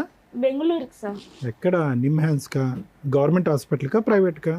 గవర్నమెంట్ హాస్పిటల్కి, నిమాన్స్ హాస్పిటల్కి సార్. అవును, అలా కిడ్నాప్ చేస్తున్నారని తీసుకెళ్ళినప్పుడు మీకు అపాయింట్మెంట్ ఇది ఉంటుంది కదా, అపాయింట్మెంట్ మెసేజ్ కానీ లెటర్ కానీ. లో మా వాళ్ళ శోధన చేసుకునేసినారు సార్. ఆ అమ్మాయిని తీసుకొని బలవంతంగా తీసుకోబోతా ఉన్నారు సార్. ఆ అమ్మాయి చాలా కేకలేయడము, ఇంకా పరిస్థితి బాగాలేదు. పరిస్థితి బాగలేదు ఆ అమ్మాయికి. రోడ్డు మీద వదిలేస్తే ఇంక ఎట్లా పోతుందో తెలియదు, అట్లా ఉండింది. ఇదంతా 10 ఏళ్ల క్రితం స్టోరీ. కరెక్ట్ గా 2015లో జరిగింది మేడం. 2010లో జరిగింది. చెక్ పోస్ట్ కాడికి అమ్మాయికి ట్రీట్మెంట్ ఇప్పించలా, అయిపోయింది అక్కడితో. తర్వాత మా ఆయన పోలీసు వాళ్ళకి డబ్బులు ఇచ్చి, లేడీ కానిస్టేబుల్ డబ్బులు ఇచ్చి కుక్కలకు రక్తం పోసేట్టుగా కొట్టించాడు మేడం అమ్మాయిని. మామను పెళ్లి చేసుకుంటాను అని అంటాంది, కావాలని కోపట్టింది అమ్మాయికి అని. మీ ఆయనకి ఇష్టమే కదమ్మా అమ్మాయిని చేసుకోవటం. మేడం బాబు మీద పీక మీద కత్తి పెట్టి చేసుకుంటా అని చెప్పి అతను తప్పించుకునేదానికి అలా చేశాడు మేడం. నీ గొడవ తప్పించుకోవడానికే? నా గొడవ కాదు మేడం. అమ్మాయికి నా పెళ్ళప్పటికి 13 సంవత్సరాలు మేడం. 13 సంవత్సరాలు పాపప్పుడు మా ఇంటికి వచ్చినాడు మేడం పెళ్లి చేసుకొని. అతను మల్లెబెల్లికి వస్తారు కదా, అప్పుడు ఈ అమ్మాయి స్నానం చేస్తా ఉన్నిందంట మేడం బాత్రూమ్ లో. ఏం చెప్తున్నావు నీకు అర్థం అవుతుందా? అన్ని కలిపి చెప్తున్నావు నాన్న, నువ్వు చెప్పిందే మళ్ళీ నువ్వు రివర్స్ వేరేగా చెప్తున్నావు. సరే చెప్పండి, ఎందుకు కొట్టించాడమ్మా? ఎందుకు కొట్టించాడు? బాత్రూమ్ లో పెళ్లి చేసుకుంటాను అంది అని కొట్టించాడంట. నన్ను ఎవరు నువ్వు పెళ్లి చేసుకోవడానికి? ఫస్ట్ టైం బాబు ఫస్ట్ ఏం చెప్పానా? కత్తి పెట్టి లోపలికి వెళ్ళి మనుషుల్లో అలా ఒప్పించేశాడు మేడం. అవును, అప్పుడు నువ్వు వచ్చి చెప్పొచ్చు కదా, మా ఆయనే చేసుకుంటాను అన్నాడు, తాళి కట్టాడు, మా చెల్లి పీకేసింది, అవతల పడేసింది అని చెప్పొచ్చుగా. మళ్ళీ నాకు తెలియకోకుండా మళ్ళీ పోలీస్ స్టేషన్ ఈ రకంగా పంచాయతీ ఏం పేరమ్మా? మీ పేరు? జ్యోతి సార్. ఎందుకు వచ్చారు ఈ రోజు మీరు? ఫస్ట్ అది చెప్పండి, దాన్ని బట్టి వెనక్కి వెళ్తారు. కానీ ఇంకా 2015లోనే ఉన్నాం, అరగంట బట్టి. ఎందుకు వచ్చారు ఈ రోజు? సార్ నాకు మా భర్త అప్పుల్లో ఇరికిచ్చేసారు సార్. మా చెల్లి మాట ఎత్తుతున్నారు సార్. నువ్వు విడిగిపోయావు కదా, విడిపోతే ఆయన అప్పులకి నీకేం సంబంధం? నువ్వేం కేసులు వేయలేదా? ఏం కేసులు వేసావు చెప్పు? వేసావు. ఇంకా అది పట్టించుకోవడం లేదు, జరగడం లేదు మేడం. మళ్ళీ కంప్లైంట్ ఇచ్చాను. మెయింటెనెన్స్ కేసు వేసావా? పిల్లడికి నీకు మెయింటెనెన్స్ కావాలని ఏమి ఆయన పంపిస్తున్నాడా డబ్బులు? డబ్బులు పంపించకపోతే ఎలా బతుకుతున్నావు నువ్వు? మా అమ్మోళ్ళ ఇంట్లోనే ఉన్నా మేడం. అమ్మే అప్పులు ఏంటమ్మా? ఒక ఫైనాన్షియల్ అప్పులు ఏంటమ్మా? ఎవరు చేసిన అప్పులు? ఎందుకని సార్ ఈ రోజు ఎందుకమ్మా ఇక్కడికి వచ్చావంటే మా ఆయన అప్పుల్లో నన్ను ఇరికించాడు అని అంటున్నావు. డబ్బులు ఇవ్వనోడు నిన్ను అప్పుల్లో ఎలా ఇరికించాడు? అప్పుల్లో సార్ అంటే నేను ఒక్కొక్కటి విడివిడిగా చెప్తాను సార్, అన్ని కలిపి చెప్తే కన్ఫ్యూజ్ అయిపోతున్నాను నేను. అప్పుల్లో అంటే సార్ 2014లో ఇంటికి వచ్చాడు కదా సార్, అప్పుడు భూమి కొన్నాడు సార్. భూమి కొని నా బంగారు 12 తులాలు బంగారం ఉంది సార్, బ్యాంకులో పెట్టి భూమి కొన్నాడు సార్.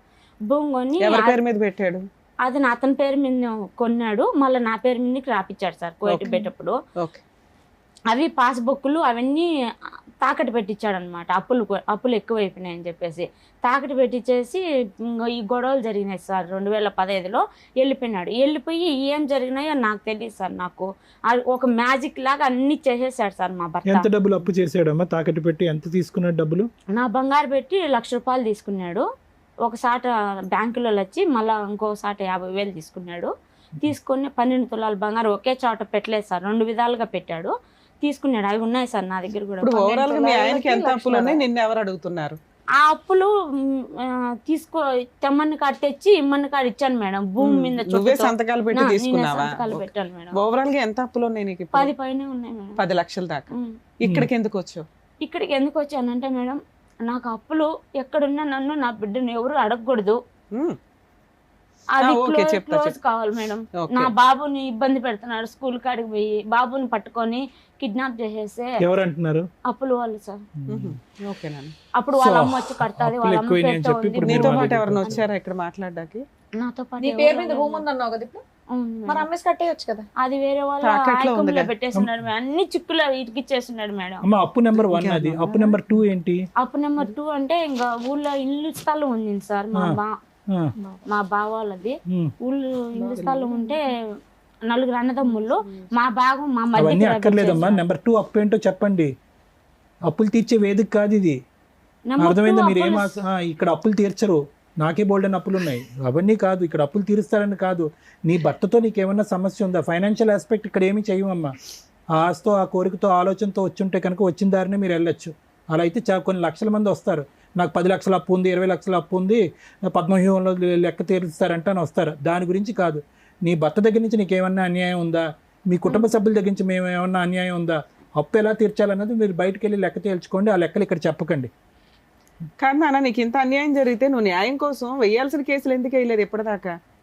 నాకు తెలిసినంత వరకు ఆ ఒక్క కేసు వేసాను మేడం, అదే ముందుకు అవునా? వెళ్ళలేదు. ఇప్పుడు మా ఎపిసోడ్ లో ముందుకెళ్ళలేదు. చూస్తాము అనేది నువ్వు అర్థమైపోయింది దీన్ని బట్టి. ఎందుకంటే ఇక్కడ ఏదో న్యాయం జరిగిద్దని వచ్చావు అంటే మా ఎపిసోడ్లు అన్ని చూస్తున్నట్లే. అవును మేడం. లీగల్ గా ఎలా ఉంటది, ఏం కేసులు వేసుకోవాలి, మీ ఆయన దగ్గర నుంచి ఆ డబ్బులు ఎట్లా వసూలు చేసుకోవాలి, ఉచిత న్యాయ సహాయం చేసే ప్లేసులు ఎక్కడ, ఇవన్నీ నేను మాక్సిమం ఎపిసోడ్లో చెప్తూనే ఉన్నా. అలా ఎందుకు మీరు ప్రయత్నించలేదు? ప్రయత్నించాను మేడం. ఇప్పుడు కూడా ఒకటి కంప్లైంట్ అర్జీ ఇచ్చున్నాను మేడం స్టేషన్ లో. నువ్వు ఓన్లీ పోలీస్ స్టేషన్ కేసే ఇస్తున్నావు. ఇస్తున్నా. ఈచ్ కోర్టుకి కేసు యొక్క వెళ్ళిపోవాలని- ఒక్క నిమిషం నాన్న, ఈచ్ కేసు యొక్క పవర్స్ వేరు. నీ అప్పు తీరాలి అంటే దానికి వేయాల్సిన కేసు వేరే. అవును. ఓకేనా? అది ఏ అడ్వకేట్ ని కలిసినా చెప్తారు కదా నాన్న. మేడం నేను ఎంతవరకు ఎందుకు వచ్చానంటే మేడం, చిన్న ప్రాబ్లం కాదు వల్ల రాలేదు మేడం, నేను చాలా పెద్ద ప్రాబ్లం వల్ల వచ్చాను మేడం. మా చెల్లెల విషయంలో ఏ తప్పు లేదు మేడం. ఆ అమ్మాయికి హెల్త్ ప్రాబ్లమ్స్ మేడం. కాబట్టి నా దగ్గర పేపర్లు ఉన్నాయి. 2 నెలలు కుక్క కంటే ఈనంగా పన్నాను మేడం నేను హాస్పిటల్. పిల్లోడు చదువుకుంటున్నాడా? ఇల్లు ఎలా గడుస్తుంది నీకు? అమ్మాయి మేడం, నేను మిషన్ కుట్టుకుంటా. ఒక కన్ను మా చెల్లి మీద ఎలా, ఒక కన్ను నా బిడ్డ మీద వేసి చూసుకొని. మీ చెల్లి బాధ్యత నీకెందుకమ్మా? నీ చెల్లి బాధ్యత నీకెందుకు? ఎవరు అంటే లేరు. మీ తమ్ముడు మీ తమ్ముడు ఏం చేస్తున్నాడు? తమ్ముడు ఉన్నారు కానీ అమ్మాయికి హెల్త్ ఇప్పుడు ప్రాబ్లం. ఎంత అమ్మాయి వయసు ఎంత? ఇప్పుడు 26, 27 ట్రీట్మెంట్ నడుస్తుందమ్మా? నడుస్తుంది సార్. రీహాబిలిటేషన్ యూనిట్లో ఎప్పుడన్నా పెట్టారా? మెంటల్ హెల్త్ అసైలంలో ఎప్పుడన్నా పెట్టారా? అదేమో తెలియదు సార్. నా దగ్గర అయితే పేపర్లు మందులు వాడుతుందా? వాడుతుంది సార్. ఇప్పుడు స్థిమితంగానే ఉందా తను? అవును సార్. లేదంటే ఫోన్లో అక్కడ కూడా ఏమన్నా మాట్లాడుతుంది. రీహాబిలిటేషన్ సెంటర్లో నేను రికమెండ్ చేసి పెట్టించమంటారా? ఇప్పుడు ఒకటమ్మా, ఒక పక్క నుంచి నేను అబ్బాయిని చూసుకోవాలి, ఇంకో పక్క నుంచి చెల్లిని చూసుకోవాలి అంటే కనుక అవును. ఈరోజు అది చాలా కష్టసాధ్యం. నీ కొడుకు మీరు తేరుకుని బయటపడటానికి ప్రయత్నం చేయండి, మీ కాళ్ళ మీద మీరు నిలబడండి. ఆ అమ్మాయికి ఏదన్నా మానసిక పరిస్థితి బాగాలేదు, మీ లోకల్ ఏరియాలో రీహాబిలిటేషన్ సెంటర్లో పెట్టుకుని కంటిన్యూస్గా నీమే బరువు లేకుండా అమ్మాయికి ట్రీట్మెంట్ ఇప్పించాలంటే మీ ఏరియాలో నాకు చాలామంది తెలుసు, ఆ ఏర్పాటు నేను చేస్తా. ఆ సమస్య గురించి ఇక్కడ మీరు ముడిపెట్టకండి. ఇప్పుడు మీరు ఏ సమస్య గురించి వచ్చారో అనేది చాలా క్లియర్ కట్గా మాట్లాడుకోవాలి. ఫస్ట్ ఓపెనింగ్ ఏమన్నారు? ఏమండి నాకు ఇన్ని అప్పులు ఉన్నాయండి, ఒక్క అప్పు వాడు కూడా నా మీదకి రాకూడదంటే అప్పు తీసుకున్నవాడు మీదకి ఎందుకు రాడమ్మా? వస్తున్నారు సార్. మరి ఇప్పుడు మా వస్తారమ్మా. భర్త మాటలు నేను వాడు మోసపోయినాను సార్. కుటుంబాన్ని పోషించాలి. నీ భర్త మాటలు విని ఎలా మోసపోయారు మీరు? అది క్లారిటీ ఇవ్వండి నాకు మీ ఒక్కసారి. తమ్ముడు ఏం చేస్తున్నాడమ్మా? అమ్మా, ఫస్ట్ ఆఫ్ ఆల్ అక్కడికి వెళ్ళాక మీ ఆయన ఫస్ట్ డే నుంచే అసలు మీరు ఎప్పుడు సుఖంగా లేరు, ఎప్పుడు కొడతాడు నా మాట విన్నప్పుడు, అలాంటి మనిషి 4 ఏళ్ల ఎందుకు? తర్వాత ఒక చిన్న పిల్లాడు ఉన్నప్పుడు ఆయన పెట్టమన్న చోట సంతకాలు ఎలా ఎందుకు పెట్టావు? పెట్టావు? నువ్వేమన్నావు? నాకంతా బానే ఉందండి, నేను నార్మల్ గా ఉన్నాను, నేను బాగానే కరెక్ట్ గా ఉంది ఉన్నాను. మేడం. 2 మరి ఆ మాత్రం సంవత్సరాలు జ్ఞానం లేదా? అక్కడ దుబాయ్ తీసుకెళ్లి నిన్ను నానా హింసలు పెట్టారు. మరి అలాంటి వాళ్ళ మీద నమ్మకంతో ఎలా పెట్టావు? భూమి కొన్నాను బాబుకు, మనకే కదా అని చెప్పి అలా ఆశలు అమ్మ పెట్టేస్తాడు ఏమన్నా మేడం. విన్నాడు? నీకు పెళ్ళి అయ్యే టైంకి నీకు 16 సంవత్సరాలు, నువ్వు సంతకం పెట్టే టైంకి నీకు 21 సంవత్సరాలు. 21 సంవత్సరాల పాటు 5 సంవత్సరాల పాటు నరక యాతన అనుభవించాను. మెడపట్టుకుని బయటకు గెంటేశాడు. అక్కడ బావ కరెక్ట్గా లేదు, భర్త కరెక్ట్గా లేడు, కొడుకు అనేటటువంటి జ్ఞానం కూడా లేకుండా టికెట్ కొని వెనక్కి పంపించడం ఎలా నమ్ముతావు? ఇప్పుడు నీ మాట మమ్మల్ని ఎలా నమ్మంటావు? నీ మాట మమ్మల్ని ఎలా నమ్మంటావు?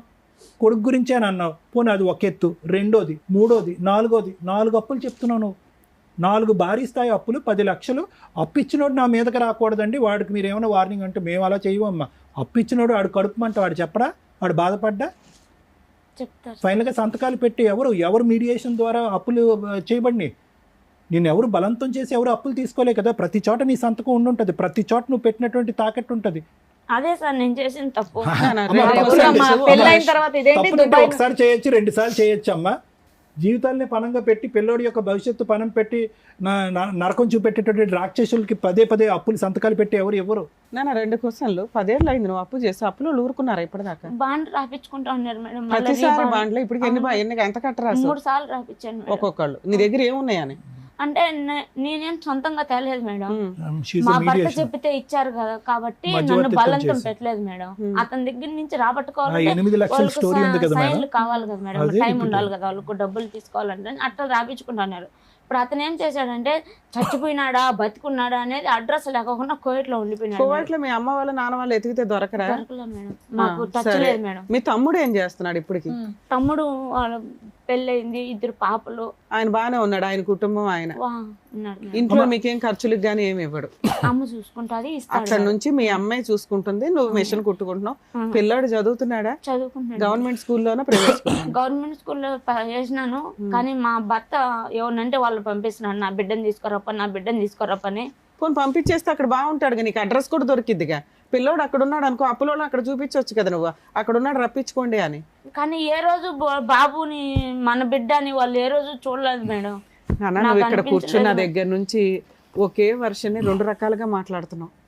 ప్లీజ్ కొంచెం చూడండి. సరే, మీకున్న ఆప్షన్ ఏంటంటే అప్పులోళ్ళు మీ దగ్గరికి రాకూడదు, మీ ఆయన దగ్గర నుంచి రక్షణ కావాలి, నీ పిల్లోడు నీ దగ్గరే ఉండాలి. దీనికి ఏం చేయాలని అడగడానికి వచ్చాను, అంతేనా? అలాగే మీ సిస్టర్ కి హెల్త్ ప్రాబ్లం ఉంది, సార్ ఏమైనా హెల్ప్ చేయగలిగితే అది కూడా, అంటే మేమే చెప్తున్నాం, ఈ ఆఫర్ కూడా మేమే ఇస్తున్నాం, నీకేం అడగాలో తెలియట్లేదు కాబట్టి. సరే కాసేపు సైలెంట్ ఉండే. ఒక 2 ఇష్యూస్ అమ్మా, రెండే ఇష్యూస్. ప్రతి చోట నేను అమాయకురాలనండి, నాకు తెలియదు, నేను మోసపోయాను. కానీ నీ మాట తీరు ఎక్కడ కూడా మాట్లాడేటటువంటి విధానంలో తడబాట్లేదు. మీ సిస్టర్కి మెంటల్గా బాగుండకపోవచ్చేమో, కానీ మీ చుట్టాలు ఎవరికన్నా సైకలాజికల్గా పోవచ్చు, కానీ నువ్వు చాలా తెలివైన దానివమ్మ. Let me make it a very frank opinion here. నువ్వు చాలా తెలివైన దానివి. నీకు భగవంతుడు ఆలోచన శక్తి ఇచ్చారు, చాకచక్యం ఇచ్చారు, దాంతోపాటు ఒడిదొడుకులు ఎదురుది సక్సెస్ఫుల్గా నిలబడి పిల్లోని ఈ స్థాయి వరకు పెంచేటటువంటి 15 సంవత్సరాల ప్రయాణంలో మీ మ్యారేజ్లో 2 years పాటు నువ్వు ఎక్కడో కువైట్లో ఉన్నావు, మిగతా మొత్తం 13 years పాటు అందరి సమక్షంలోనే నువ్వు ఉన్నావు. అందరికీ తెలుసు, LKG నుంచి UKG పిల్లోడు, 2nd standard పిల్లోడు కూడా జ్యోతికి వాళ్ళ భర్తకు పడుతుందంటే కనుక అందరికీ తెలుసు కదా. ఎవరైనా పోనీ జ్యోతి వాళ్ళ భర్త అన్యోన్యంగా ఉంటాం అనేది ఎవరన్నా చూసారా? ఎవరు చూడలేదు. మరి అందరూ వచ్చి నీ జుట్టు ఎందుకు పట్టుకుంటున్నారు? అందరూ అంటే సార్ అదే అంతా మా చెల్లెల్ని ఇచ్చి పెళ్లి చేసినానని మా భర్త అలా చెప్పించినాడు సార్. నన్ను అడ్డం పెట్టేసుకుంటున్నాడు సార్, ప్రతి ఒక్కదానికి నన్ను అడ్డం పెట్టేస్తున్నాడు. అతను తప్పు చేసేది నా మీదకి. నువ్వు అడ్డంగా వెళ్ళటానికి ఇష్టపడితేనే నేను అడ్డం పెట్టుకుంటాడు. అవును సార్. ఒక మనిషి ఒక మాట ఒక్కసారి నమ్మచ్చు, 1కి 10 సార్లు నమ్మి ప్రతిసారి నన్ను మోసం చేస్తున్నాడు అంటే కనుక అంటానికైనా ఒక అర్థం ఉండాలి కదమ్మా. ఎందుకు నీ తెలివితేటలకు ఇప్పుడు జరిగినటువంటి మోసాలకి ఎందుకు లింక్ పెడుతున్నానంటే, నువ్వు మాట్లాడేటటువంటి తీరు నీ తెలివితేటలకి జరిగినటువంటి 10-12 మోసాలకి అసలు ఎక్కడ లింక్ కుదరట్లే. ఎక్కడో చోట నువ్వు బ్రేక్లు వేసుకోవాలిగా. ఎంతకాలం అమాయకురాలు అని చెప్పి ఆ ఊరంతా నమ్మించి ఈ వేదిక మీద ఎక్కడ కూర్చుని నేను అమాయకురాలనండి, 23 సార్లు నేను మోసపోయానండి, 10 లక్షలు అప్పు ఉందండి అని ఎలా చెప్తావు? ఎలా న్యాయాలు జరుగుతాయి ఇలాంటి వాటికి? సార్ అప్పనే కాదు సార్, ప్రతి ఒక్క విషయంలో నేను నమ్మాను సార్ అతన్ని. ఎందుకు నమ్మాలి? ఎందుకు నమ్మాలమ్మా? నమ్మాను కాబట్టే. ఏమండి 20 సంవత్సరాల పాటు శుభ్రంగా కాపురం చేసామండి, 21వ సంవత్సరం నుంచి మోసం చేశాడండి, కాబట్టి 21వ సంవత్సరంలో అతడు దొంగని నాకు అర్థమైందండి అంటే అర్థమైంది. పెళ్ళైన కాడి నుంచి ఇప్పటి వరకు మొత్తం కంటిన్యూస్గా మోసాలు అయిపోతూ ఉంటే కనుక ఎలా నమ్మావు? మళ్ళీ నీ తెలివితేటలకే నేను ముడి పెడతాను. మీ చెల్లి పిచ్చిదయ్యి ఉండొచ్చు, నువ్వు చాలా తెలివైన దానివి. మోసం చేసేటటువంటి వ్యక్తిని 10 నిమిషాలు ఎదుర్కొంటూ నిలబడినా కూడా కనిపెట్టేటటువంటి మానసిక స్థైర్యం, తెలివితేటలు నీకు ఉన్నాయి. అలాంటిది 15 సంవత్సరాల పాటు ఒక వ్యక్తి యొక్క మానసిక పరిస్థితిని అసెస్ చేయలేదా నువ్వు? కనుక్కొని సార్ 10 సంవత్సరాల నుంచి దూరం అయిపోయినా సార్, వద్దని చెప్పేసి. ఈ అప్పులన్నీ 10 సంవత్సరాల లోపే అయిపోయినా, అంతకు ముందే అయిపోయినాయి. అవును సార్. ఇంకా నేను సొంతంగా తేలేదు కాబట్టి, అతను చెప్తే ఇచ్చారు కాబట్టి నా దగ్గర బాండ్లు రాపించుకుంటా సగాన్ని సగం కట్టిపించుకున్నారు. ఇప్పుడు ఇంకా వడ్డీ అసలు కలిపి 10. ఇప్పుడు మీతో పాటు ఎవరు వచ్చారు? నేను బాబు వచ్చాను sir. With your permission madam, with your permission ఒక్కసారి అబ్బాయిని కూడా పిలిచి 1-2 క్వశ్చన్. పిల్లడికి ఏం తెలుస్తుంది అని అంటే వాళ్ళ నాన్న మాట్లాడుతా ఇప్పటి వరకు ఇవి చెప్పింది. నాకు ఏంటంటే చిన్న డౌట్, అట్లీస్ట్ వాళ్ళ నాన్న ఫోన్ చేసి మాట్లాడుతున్నాడా లేదా, ఏంటి ప్రవర్తన ఏంటనేది ఒక్కసారి నేను తెలుసుకుందామని అంతే. With your permission. Father son relationship. నీ పేరేంటి? రామ్ గోవర్ధన్. ఏం చదువుకుంటున్నావు?